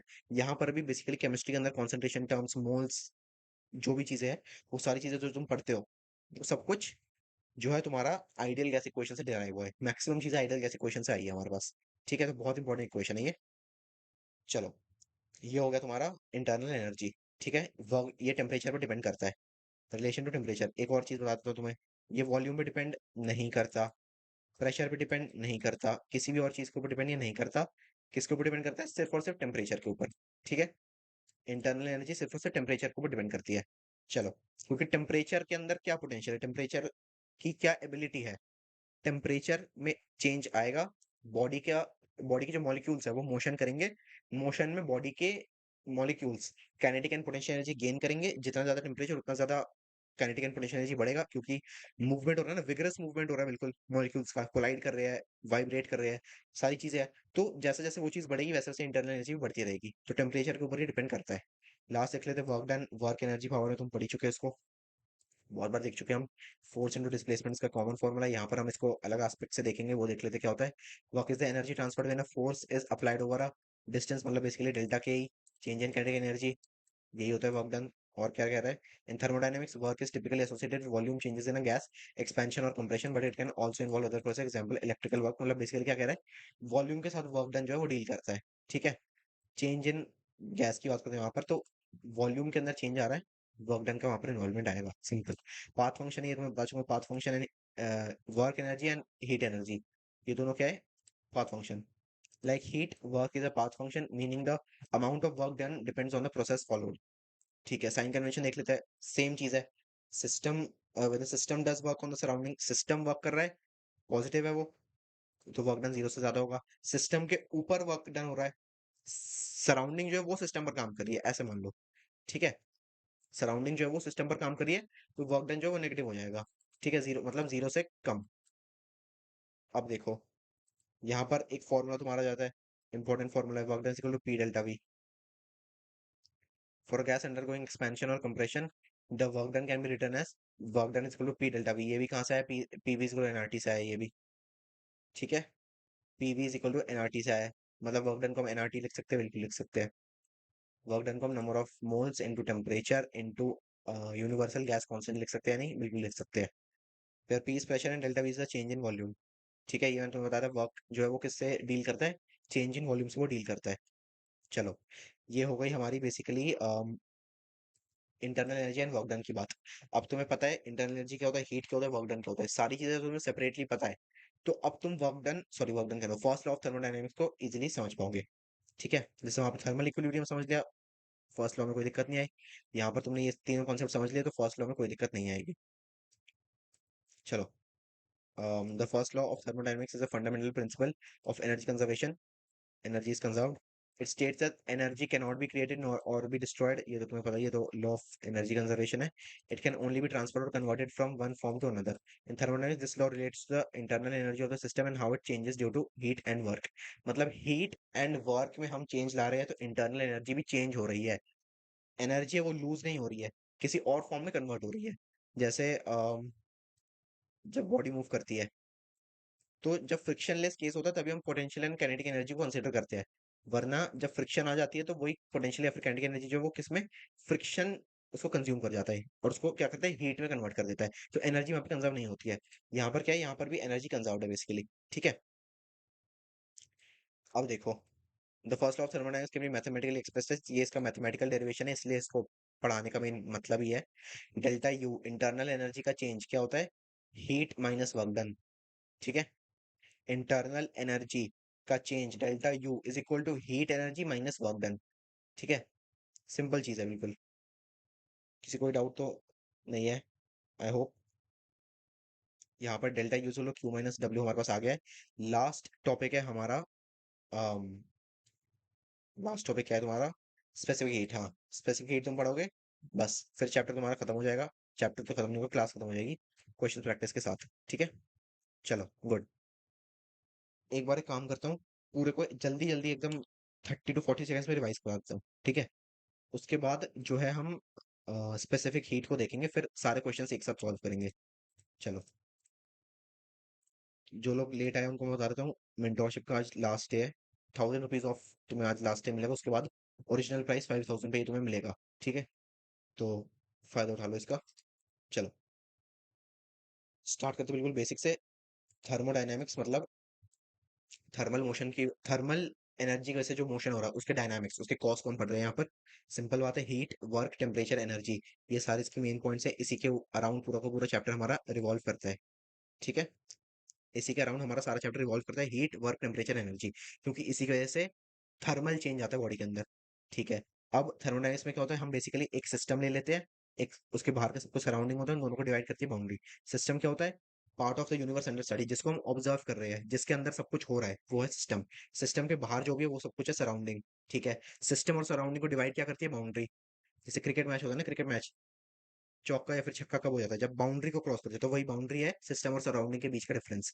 ठीक है, सिस्टम क्या है तुम्हारा? Cricket ground. सराउंडिंग क्या है? जो भी क्रिकेट ग्राउंड के बाहर है। एंड बाउंड्री क्या है? जिसके बाद रन मिलते हैं। समझ गए? सिंपल बात। चलो, टाइप्स ऑफ सिस्टम्स क्या होते हैं? Isolated, closed, open. यहाँ पर क्या होता है? सिस्टम आइसोलेटेड है, मतलब आइसोलेट कर दिया हमने उसको, अलग कर दिया पूरी दुनिया से। उसको ना दुनिया, उसको दुनिया से कोई मतलब नहीं है, ना वो मैटर चेंज करेगा, मतलब फिजिकल कांटेक्ट भी नहीं है बॉडी का। प्लस यहाँ पर एनर्जी का भी यहाँ पर कोई कांटेक्ट नहीं हो रहा है। ठीक है, एनर्जी का भी यहाँ पर कोई कांटेक्ट नहीं हो रहा है, बॉडी अपने आप में बिल्कुल अकेली है। ठीक है, क्लोज क्या है? बॉडी का मैटर में एक्सचेंज नहीं हो रहा है, फिजिकल कांटेक्ट नहीं हो रहा है, सिर्फ और सिर्फ एनर्जी यहाँ पर एक्सचेंज हो रही है। ठीक है, सिर्फ और सिर्फ एनर्जी एक्सचेंज हो रही है, मैटर का फिर भी एक्सचेंज नहीं हो रहा है। ओपन क्या है? मैटर भी है, सिस्टम भी है, सब कुछ यहाँ पर तुम कह सकते हो। सिस्टम एंड सराउंडिंग के बीच में कोई बाउंड्री नहीं है, दोनों आपस में इंटरेक्ट कर रहे हैं, कुछ भी इनको रोकने के लिए नहीं है यहाँ पर। सिंपल बात हो गई। अब थर्मोडायनेमिक्स में state function and path functions आते हैं। स्टेट फंक्शंस क्या होते हैं? डिस्प्लेसमेंट की तरह फाइनल एंड इनिशियल पॉइंट पर डिपेंड करते हैं। सेलिब्रिटी की तरह, तुम हो पब्लिक, तुम सेलिब्रिटी को देख रहे हो, तुम्हें सेलिब्रिटी की सक्सेस दिखती है, सिर्फ उसका तुम्हारा उसकी जो पर्सनल लाइफ प्रॉब्लम्स है या फिर जो उसका स्ट्रगल है वो तुम्हें नहीं पता है। तो स्टेट फंक्शन तुम्हें सिर्फ फाइनल इनिशियल पॉइंट रिजल्ट से मतलब है, तुम्हें उसकी जर्नी से कोई मतलब नहीं है। ठीक है, यहाँ पर क्या क्या पढ़ते हैं हम बेसिकली? ये सारी quantities, internal energy, enthalpy, entropy, pressure, volume, temperature, ये सारी चीजें क्या है? State function. नेक्स्ट आता है पाथ फंक्शन। पाथ फंक्शन क्या है? जो तुम्हारे साथ स्टार्टिंग से लेकर एंड तक है। जैसे जो सेलिब्रिटी है जिसकी हम बात करते हैं, सेलिब्रिटी की फैमिली या फिर सेलिब्रिटी के जो क्लोज फ्रेंड्स है, जिसने उसको स्टार्टिंग से देखा है, उनको उसकी जर्नी, उसका स्ट्रगल पता है। तो पाथ फंक्शन मतलब जो डे वन से है एंड पूरे पाथ को फॉलो कर रहे हैं, उनको फाइनल और इनिशियल रिजल्ट से कोई मतलब नहीं है। ठीक है, ये हो गया पाथ फंक्शन। यहाँ पर हम सिर्फ दो चीजें पढ़ते हैं, वो है वर्क डन एंड हीट। ठीक है, नेक्स्ट आता है हमारा थर्मल इक्विलिब्रियम। थर्मल इक्विलिब्रियम मतलब दो सिस्टम के बीच में इंटरेक्शन हो गया एंड उनका टेम्परेचर सेम है, कोई भी हीट एनर्जी नहीं हो रही, हीट एनर्जी का ट्रांसफर यहाँ पर नहीं हो रहा है, इक्विलिब्रियम में आ गए, थर्मल इक्विलिब्रियम में आ गए। ठीक है, यहीं से हम डिराइव करते हैं जीरोथ लॉ को, कि ए एंड बी बॉडी जो है अगर थर्मल इक्विलिब्रियम में है, एंड फिर बी एंड सी बॉडी भी थर्मल इक्विलिब्रियम में है, तो ए एंड सी भी थर्मल इक्विलिब्रियम में होंगे, जो कि काफी ऑब्वियस बात है। ठीक है, यहाँ पर हीट एनर्जी का ट्रांसफर नहीं हो रहा है बिल्कुल भी, सब अपने ओरिजिन सब जो है अपने कांस्टेंट टेम्परेचर पर, टेम्परेचर को चेंज नहीं कर रहे हैं, हीट एनर्जी का कोई ट्रांसफर नहीं हो रहा है। ये होगा तुम्हारा जीरोथ लॉ। नेक्स्ट आता है हमारा फर्स्ट लॉ। फर्स्ट लॉ को पढ़ने के लिए तुम्हें तीन चीजें समझनी होगी, जैसे जीरोथ लॉ को समझने के लिए तुम्हें थर्मल इक्विलिब्रियम समझना पड़ा, यहाँ पे फर्स्ट लॉ को समझने के लिए तुम्हें heat, internal energy and work done को समझना होगा। हीट क्या फॉर्म ऑफ एनर्जी है? जो कि फॉर्म ऑफ थर्मल एनर्जी है, जो कि टेम्परेचर को इंक्रीज या फिर डिक्रीज करती है। ठीक है, सिंपल बात है। उसके बाद हमेशा हॉट ऑब्जेक्ट से कोल्ड ऑब्जेक्ट में हीट एनर्जी ट्रांसफर करती है, कभी भी कोल्ड से हॉट में कुछ नहीं होता है। ये हो गई एक बात। नेक्स्ट, ऐसा यूनिट जूल्स है, फिर कैलोरीज, ये तो एनर्जी तुम्हें पता ही होगा। क्यू जो है उसको हम हीट एनर्जी को रिप्रेजेंट करने के लिए यूज करते हैं। अगर क्यू की वैल्यू जीरो से ज्यादा है, मतलब क्या है वो? क्यू पॉजिटिव है, मतलब हीट सिस्टम में ऐड हुआ है। अगर क्यू जीरो से कम है, जीरो से कम क्या होता है? नेगेटिव होता है। तो क्यू अगर जीरो से कम है, मतलब हीट जो है बॉडी से या फिर सिस्टम से निकाली गई है। ठीक है, सिंपल बात है। नेक्स्ट देखते हैं इंटरनल एनर्जी। इंटरनल एनर्जी मतलब हीट एनर्जी आ गई बॉडी के अंदर, जो भी मॉलिक्यूल्स है, जो भी पार्टिकल्स है, मूवमेंट कर रहे हैं, कोलाइड कर रहे हैं, मूव कर रहे हैं, एनर्जी क्रिएट हो रही है, काइनेटिक एनर्जी, पोटेंशियल एनर्जी आ गई। जो भी उसके अंदर की काइनेटिक एंड पोटेंशियल एनर्जी है उसका सम करो, टोटल एनर्जी निकालो, नेट एनर्जी वो है उसकी टोटल इंटरनल एनर्जी जिसको हम यू से डिनोट करते हैं। ठीक है, ये होगा मेन बात, ये होता है स्टेट फंक्शन। अभी बताया था मैंने तुम्हें, इसको पाथ से कोई मतलब नहीं है। चलो नेक्स्ट देख लो। टेम्परेचर के ऊपर ये हैवीली डिपेंड करता है, वॉल्यूम से इसका कोई मतलब नहीं है, प्रेशर से भी इसका कोई मतलब नहीं है, ये सिर्फ और सिर्फ टेम्परेचर के ऊपर डिपेंड करता है। टेम्परेचर इंक्रीज करोगे इंटरनल एनर्जी इंक्रीज हो जाएगी। लास्ट आता है वर्क डन, फिर से वही है, पाथ फंक्शन है, पाथ के ऊपर डिपेंड करता है। Energy transferred when a force is applied over a distance, तुम्हें भी पता है फोर्स क्या होता है, एफ ओवर अ डिस्टेंस मतलब S, F dot S, work done. ये फॉर्मूला ऑलरेडी देख चुके हैं। थर्मोडायनेमिक्स के केस में अगर हम बात करें तो वॉल्यूम चेंज जहां पर आएगा वहां पर वर्क डन हो जाएगा। ठीक है, वॉल्यूम में जहां पर भी चेंज आएगा वहां पर वर्क डन हो जाएगा। जैसे यहाँ पर टेम्परेचर में चेंज आएगा तो इंटरनल एनर्जी चेंज हो जाएगी, वॉल्यूम में चेंज आएगा वर्क डन चेंज हो जाएगा। पाथ फंक्शन है, साइन कन्वेंशन अगर हम देखें तो अगर वर्क डन पॉजिटिव है, जीरो से ज्यादा है, मतलब सिस्टम ने काम किया है, सिस्टम ने सराउंडिंग के ऊपर काम किया है। और अगर वर्क डन नेगेटिव है, जीरो से कम है, मतलब सराउंडिंग ने सिस्टम के ऊपर काम किया है। ठीक है, लास्ट एक फॉर्मूला यहाँ से डिराइव आ जाता है हमारा, P V equal to NRT से, work done is equal to pressure into में डेल्टा वी। डेल्टा वी क्या है, चेंज इन वॉल्यूम, तो work done is equal pressure into volume. ये है हमारा मेन वर्क डन का फॉर्मूला। ठीक है, चलो फर्स्ट लॉ ऑफ थर्मोडायनेमिक्स देख लेते हैं क्या है। फर्स्ट लॉ ऑफ थर्मोडायनेमिक्स हमें बेसिकली कह रहा है, एक तो law of conservation of energy के ऊपर बेस्ड है ये, energy can neither be created nor be destroyed, simple बात है। It can only be transferred और converted from one form to another. जैसे फ्रिक्शनल केस, फ्रिक्शन के केस में क्या होता है, बॉडी की काइनेटिक एनर्जी पोटेंशियल एनर्जी होती है, वो हीट एनर्जी में ट्रांसफर होती है। फ्रिक्शन जहां पर भी आती है, हाथों को रब करते हो, हाथ गर्म हो जाते हैं, क्या हो रहा है वहां पर, एनर्जी कन्वर्ट हो रही है हीट एनर्जी में। ठीक है, थर्मोडायनेमिक्स की अगर हम बात करें तो this law relates to the internal energy of the system and how it changes due to heat and work. Heat and work done आएगा, बॉडी की इंटरनल एनर्जी चेंज हो जाएगी। फर्स्ट लॉ ऑफ थर्मोडायनेमिक्स में हमें एक numerical मिलता है, फिर एक फॉर्मूला मिलता है जो कि काफी इंपॉर्टेंट फॉर्मूला है, delta U is equal to Q minus W. Delta U क्या है, change in internal energy, Q क्या है, हीट एनर्जी, डब्ल्यू क्या है, वर्क डन। ये पूरा का पूरा चैप्टर हमारा सम अप हो गया विद इन 2 to 3 मिनट्स। अब बताओ किसी को कोई भी डाउट है या नहीं, फिर हम स्पेसिफिक हीट स्टार्ट करेंगे, वो अपने आप में एक नया कॉन्सेप्ट है, अच्छा कॉन्सेप्ट है वो। ठीक है, स्पेसिफिक हीट तुम ऑलरेडी पढ़ चुके हो, बस हम constant pressure and constant volume के केस में पढ़ेंगे स्पेसिफिक हीट को। जिसको याद नहीं है मैं उसको रिवाइज करा दूंगा थर्मल प्रॉपर्टीज के नोट से। ठीक है, अभी तक किसी को कोई डाउट है तो बताओ। चलो कोई डाउट नहीं है, वेरी गुड। स्पेसिफिक हीट देख लेते हैं, बाकी सब भी बता दो एक बार, कोई डाउट नहीं है तो।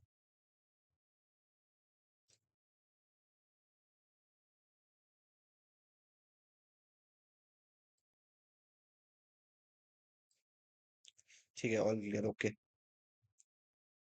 Okay okay okay, good good good good good. ठीक है, specific heat capacity at constant volume देख लेते हैं। 2 मिनट रुक जाओ, इसको अंडरलाइन कर देता हूँ मैं ताकि मिक्स ना हो जाइए।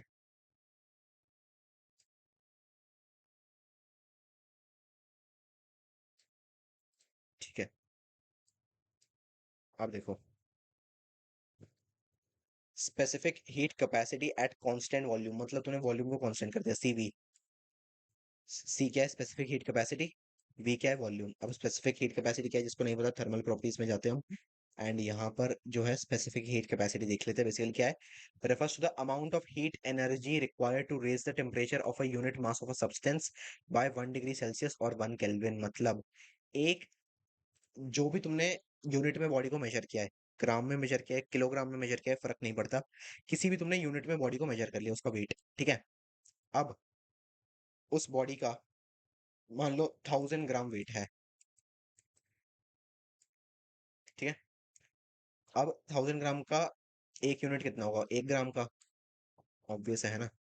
अब 1 ग्राम का टेम्परेचर अगर तुम्हें 1 डिग्री से बढ़ाना है, केल्विन और सेल्सियस में फर्क नहीं पड़ता, किसी भी स्केल में एक से बढ़ाना है, मास का स्केल एक यूनिट में, टेम्परेचर का स्केल भी एक यूनिट में, फर्क नहीं पड़ता मास में तुम ग्राम रखो, किलोग्राम रखो, कुछ भी रखो, मिलीग्राम रखो, फर्क नहीं पड़ता। टेम्परेचर में भी सेल्सियस केल्विन रखो, फर्क नहीं पड़ता, किसी भी स्केल में 1 ग्राम को अगर तुम्हें 1 डिग्री से बढ़ाना है तो कितनी एनर्जी चाहिए होगी तुम्हें, ये होगा specific heat capacity. Same goes with molar heat capacity, 1 मोल किसी भी बॉडी का, 1 मोल तुम्हें, 1 मोल का टेम्परेचर 1 डिग्री से, सेल्सियस हो या केल्विन, किसी से भी अगर तुम्हें बढ़ाना हो तो कितनी तुम्हें एनर्जी देनी होगी, ये होती है स्पेसिफिक हीट कैपेसिटी। ठीक है, अब हम वापस आते हैं हमारे थर्मोडायनेमिक्स में। यहाँ पर अब हम पढ़ेंगे जब वॉल्यूम हमने कांस्टेंट कर दिया उस केस में स्पेसिफिक हीट क्या होगी। ठीक है, उसके बाद प्रेशर देखेंगे जब प्रेशर को हमने कांस्टेंट कर दिया।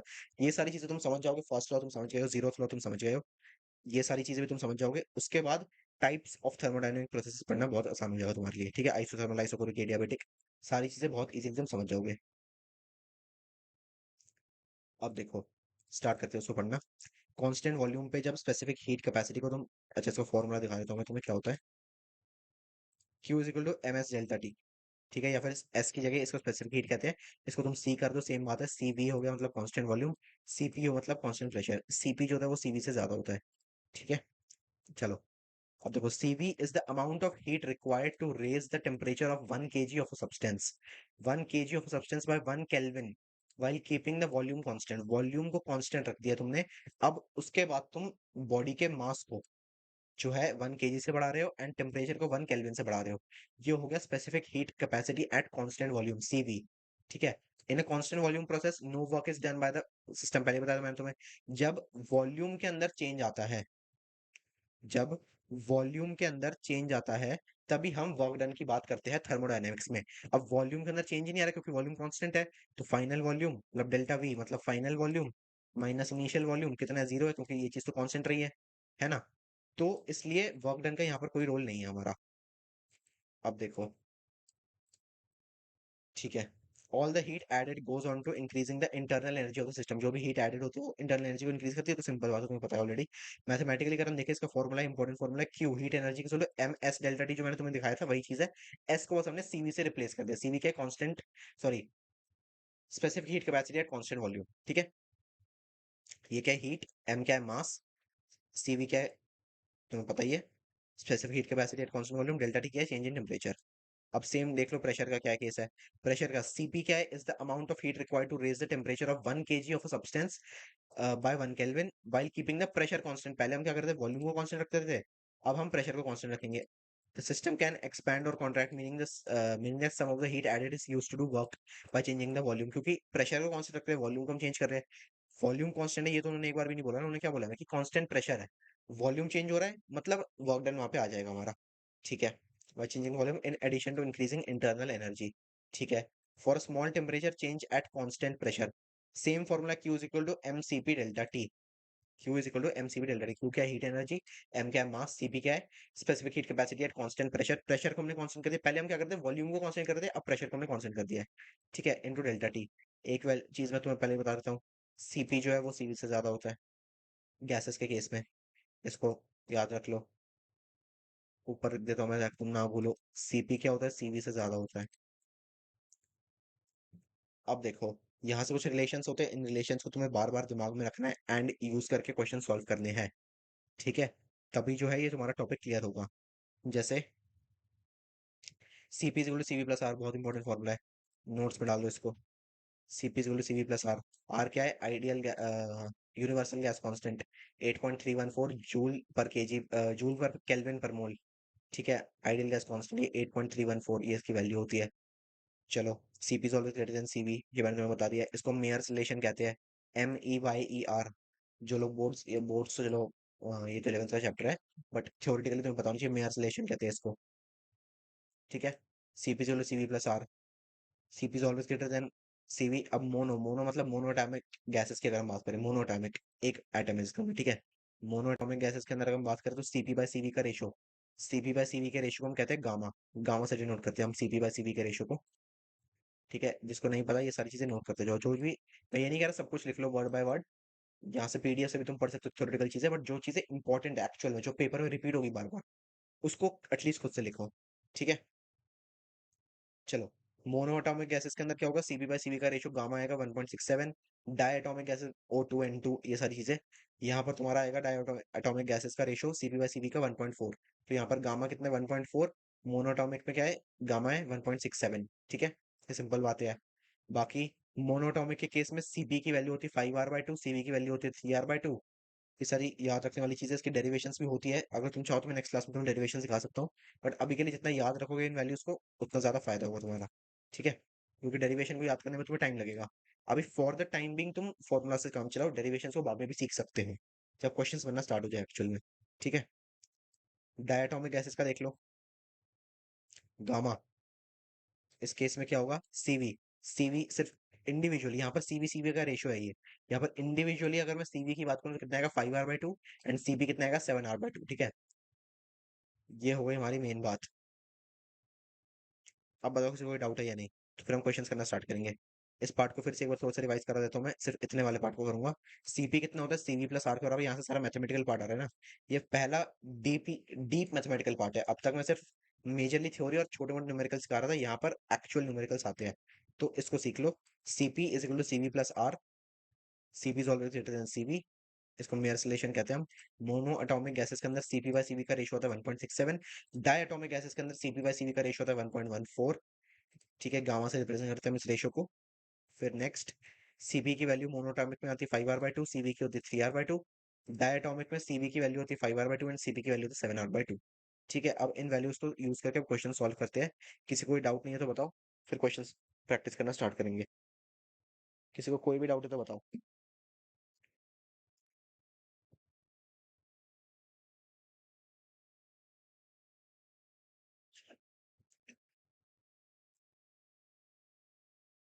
ठीक है, ओके,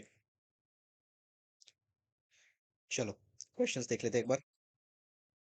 थ्योरेटिकल क्वेश्चंस इसके ऊपर बनते हैं, क्योंकि zeroth law and first law के ऊपर, जीरोथ लॉ पे तो सिर्फ थ्योरेटिकली बनेंगे। इसके क्वेश्चन बनने के चांस तो बहुत ही कम है, मतलब न्यूमेरिकल्स क्या ही बनेगा न्यूमेरिकल इसके ऊपर। देखो, two systems are in thermal equilibrium with, देखो अच्छा हाँ, इसका आंसर दो, इसका आंसर तुम लोग बताओ। Two systems in thermal equilibrium with a third system separately are in thermal equilibrium with each other. This statement is, कौन सा लॉ है ये, जल्दी बताओ जल्दी।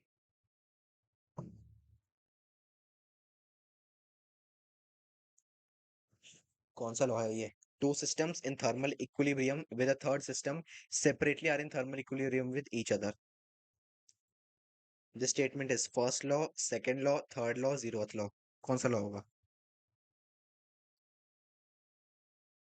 वेट कर लेता हूँ मैं। सिंपल है यार, अभी पढ़ा था, जल्दी बताओ। हाँ हाँ सही है, good. Zeroth law of thermodynamics. ठीक है, जीरोथ लॉ ऑफ थर्मोडायनेमिक्स। चलो, ए बी सी के साथ है तो ए सी के साथ भी होगा, बी सी के साथ भी होगा। ठीक है, चलो, हाँ सही है सही है। नेक्स्ट देखो, इसका भी आंसर दो। थ्योरेटिकल के आंसर सुन दो, न्यूमेरिकल तो मैंने सॉल्व कर ही रखे हैं। थ्योरेटिकल के तुम आंसर दो। Internal energy of an ideal gas depends upon, internal energy of an ideal gas किसके ऊपर डिपेंड करती है? इंटरनल एनर्जी मतलब यू, यू की बात हो रही है। यू किसके ऊपर डिपेंड करता है? यू को अगर मेरे को चेंज करना हो, इंटरनल एनर्जी को मेरे को चेंज करना हो, तो मैं किस चीज को ऐड या फिर कम करूंगा? यू, इंटरनल एनर्जी को अगर चेंज करना हो तो क्या करेंगे बताओ? अभी पढ़ा था मैंने, 2 बार बताया तुम्हें।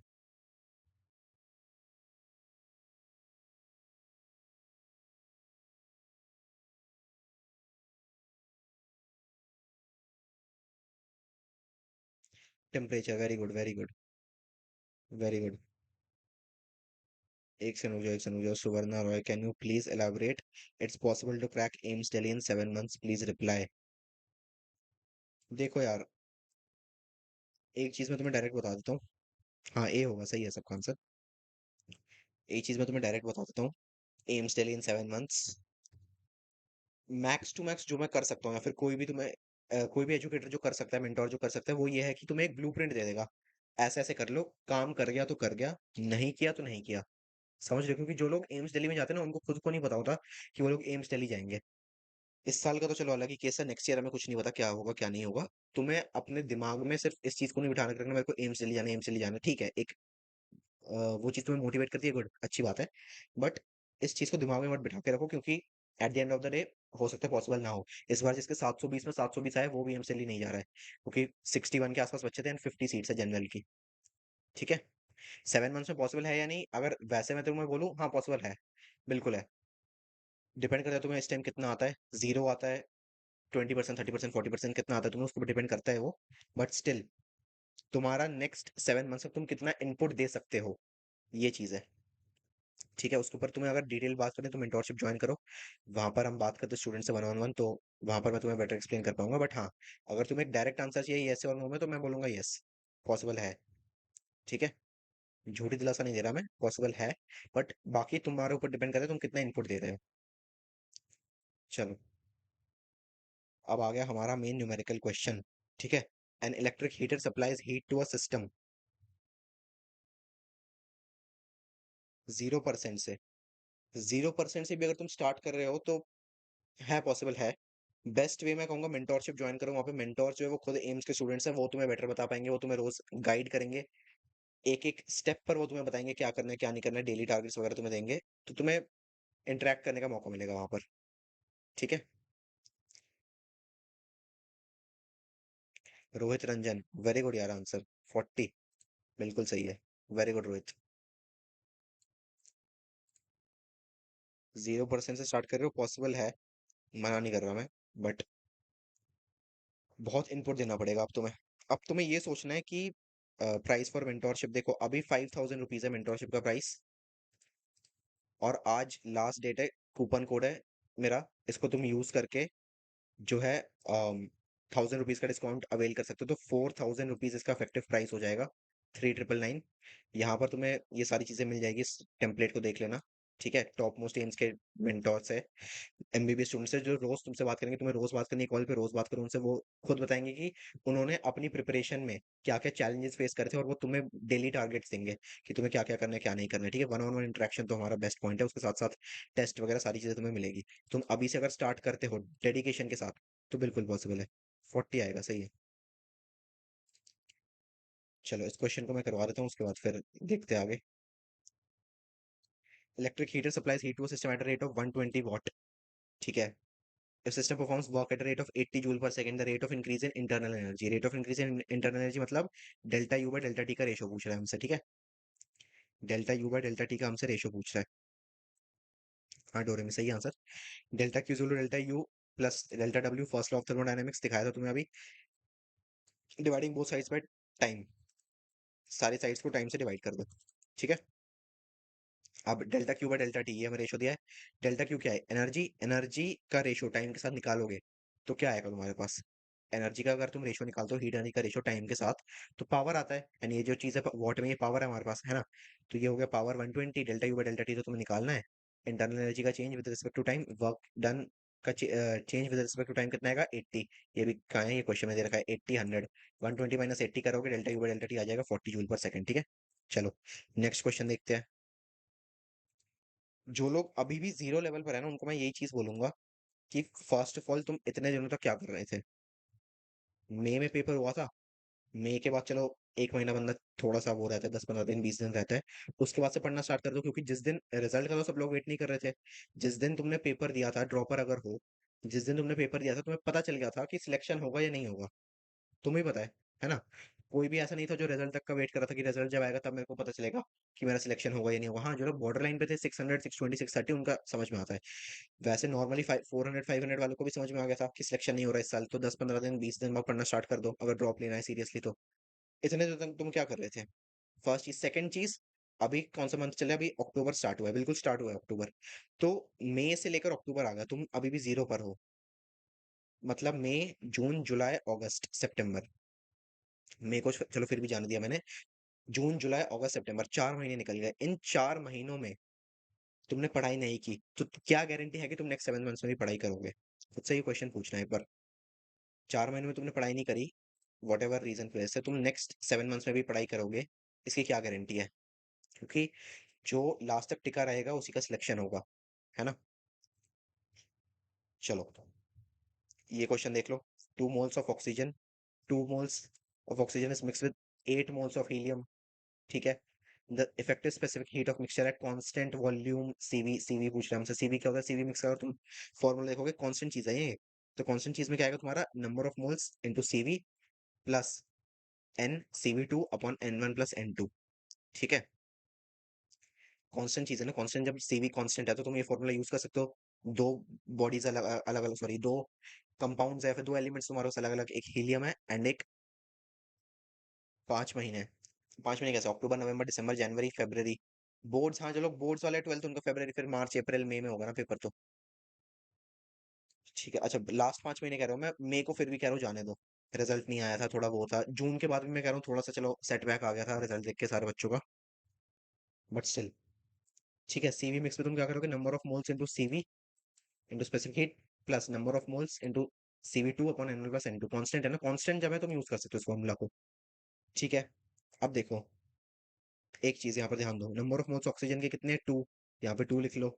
CV1, CV1 कितना है तुम्हारा, 5R/2, कहाँ से आया ये, वापस जाओ नोट्स में, नोट्स में तुम वापस जाओगे, तुम ऑक्सीजन, ऑक्सीजन क्या होता है, O2, O2 मतलब डायटोमिक, डायटोमिक मतलब CV कितना हो जाएगा, 5R/2।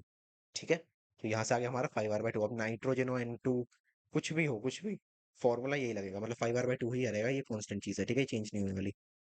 चलो, यहाँ पे आएगा 5R/2। अब देखो N2, N2 क्या है, नंबर ऑफ मोल्स, सेकेंड हमारी क्वांटिटी के या फिर एलिमेंट के, वो क्या है, हीलियम, हीलियम कितने मोल्स है, 8, तो ये N हो गया 8 मल्टीप्लाइड बाय CV2 कितना है, हीलियम क्या है, मोनोटॉमिक, मोनोटॉमिक का CV कितना होता है, He, मोनोटॉमिक कितना होता है, 3R/2, तो यहाँ पे मल्टीप्लाई करो, 3R/2 divided by number of moles कितना है, 2 + 8, ये हो गया 10, तो 2 से 2 कैंसिल आउट हो जाएगा, ये 4 हो जाएगा, 12R, ये कितना होगा, 5R, 12R + 5R कितना होता है, 17R, 17R अपॉन 2 + 8 10, तो 17R/10 कितना होगा, 1.7R, तो आंसर कितना है तुम्हारा, 1.7R। ठीक है, किसी कोई डाउट तो नहीं है इस क्वेश्चन में। चलो,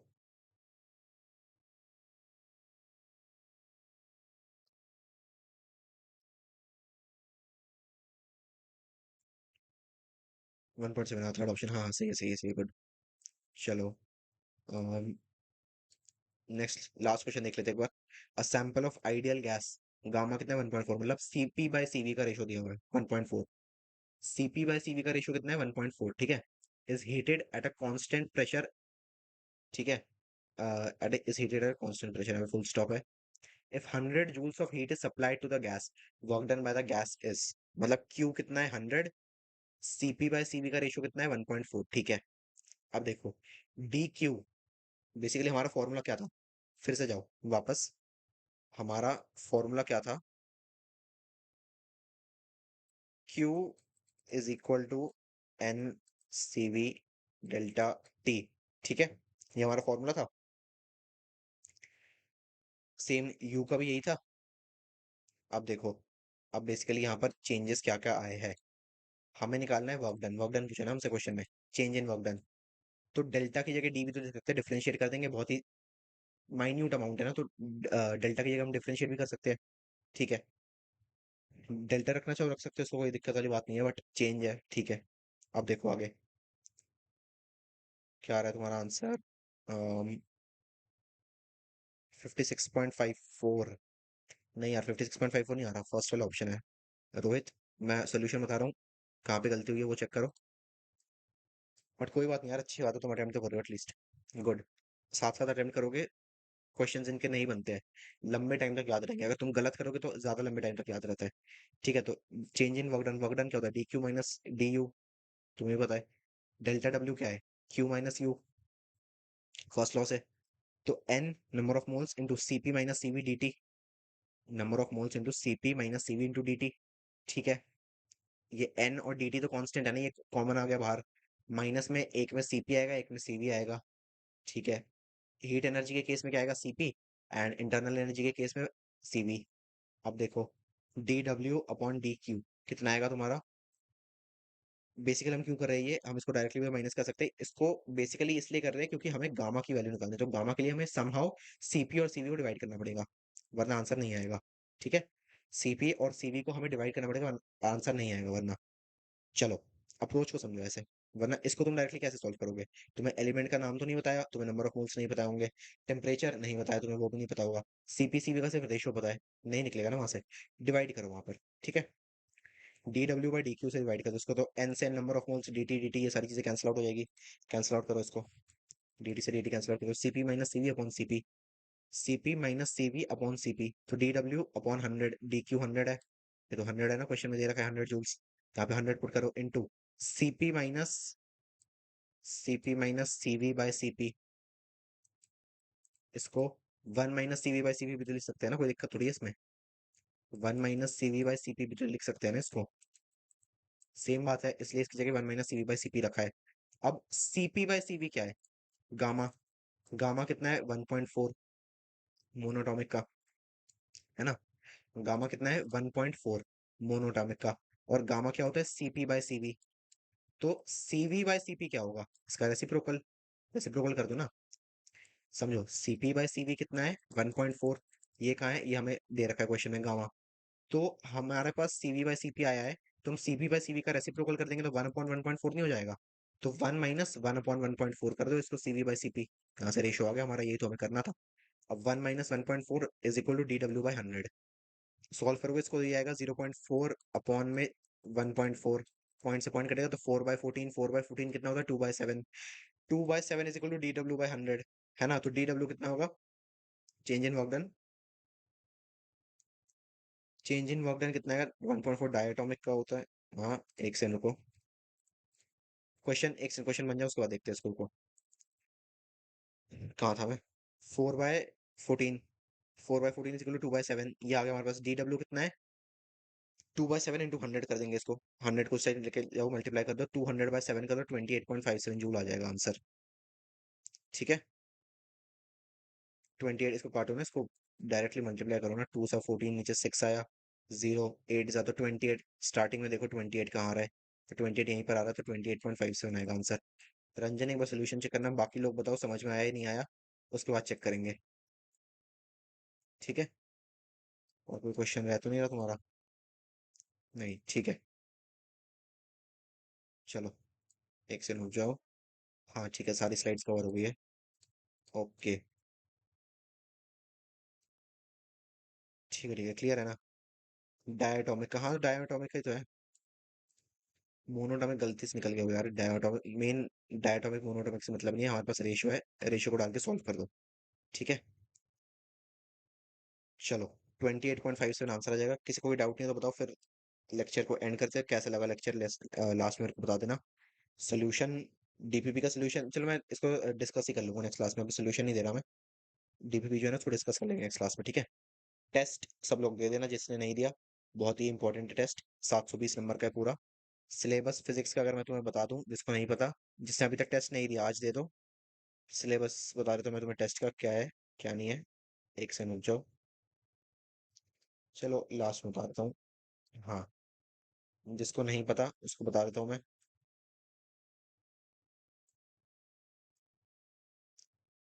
अरे यार, एक से रुक जाओ, रीलोड कर रहा हूँ मैं।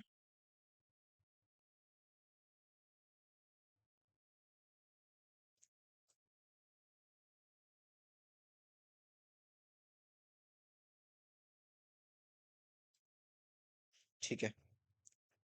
अब देखो सिलेबस देख लो, जिसको नहीं पता। टेस्ट भाई सबको देना है, फिर से कह रहा हूँ मैं। बेसिक मैथ्स कर लेना।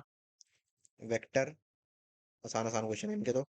1D 2D कर लेना, जो हुआ है सब कुछ ही आया है मान लो। फिर भी बता देता हूँ तुम्हारी क्लैरिटी के लिए, 1D 2D कर लेना, NLM कर लेना, वर्क पावर एनर्जी कर लेना, सर्कुलर अलग से पढ़ा रखा है वो कर लेना। COM और रोटेशन के 3 लेक्चर बने हैं टोटल में, तो वो देख लेना, वहां से भी करा हुआ है। प्लस ग्रेविटेशन से भी आया हुआ है। 720 का पेपर है, ठीक है। फिजिक्स का ही है, 11th का फिजिक्स, 12th की फिजिक्स भी है उसमें। बाकी तुम जो है मेंटोर्स के साथ कंफर्म कर लेना सिलेबस, टेलीग्राम पे भी डाला हुआ है सिलेबस। जो लोग टेलीग्राम पे नहीं है ऑलरेडी, उसको ज्वाइन कर लेना। ग्रेविटेशन, फिर सॉलिड, सॉलिड्स पढ़ा था, सॉलिड मैकेनिक्स, फ्लूइड मैकेनिक्स, ठीक है। फिर थर्मल प्रॉपर्टीज ऑफ मैटर, ये पूरा आया था। यहाँ तक जो है पूरा आया था। आज हमारा थर्मोडायनेमिक्स हो गया, नेक्स्ट क्लास में थर्मोडायनेमिक्स एंड होगा। फर्स्ट 15 to 20 मिनट्स में एंड हो जाएगा। फिर KTG पढ़ लेंगे, ठीक है, काइनेटिक थ्योरी ऑफ गैसेस। उसमें से क्वेश्चन बनता नहीं है, बिल्कुल भी नहीं बनता, एक क्वेश्चन आज तक नहीं बना। मतलब बना है बहुत पहले, बहुत ही ज्यादा पहले। जेई वगैरह में बनता है, नीट में नहीं बनता उसके ऊपर क्वेश्चन, तो बहुत जो है सीरियसनेस के साथ मत पढ़ना उसको। ठीक है। चलो, ये टेस्ट का सिलेबस है, जिसको देना है टेस्ट भाई दे दो, तुम्हारे भले के लिए बोल रहा हूँ। बाकी फिर किसी को कोई डाउट नहीं है तो फिर एंड करते हैं लेक्चर। मेरे को बता देना कैसे लगा लेक्चर लास्ट में, ठीक है? चलो, डाउट नहीं तो एंड करते हैं, ओके?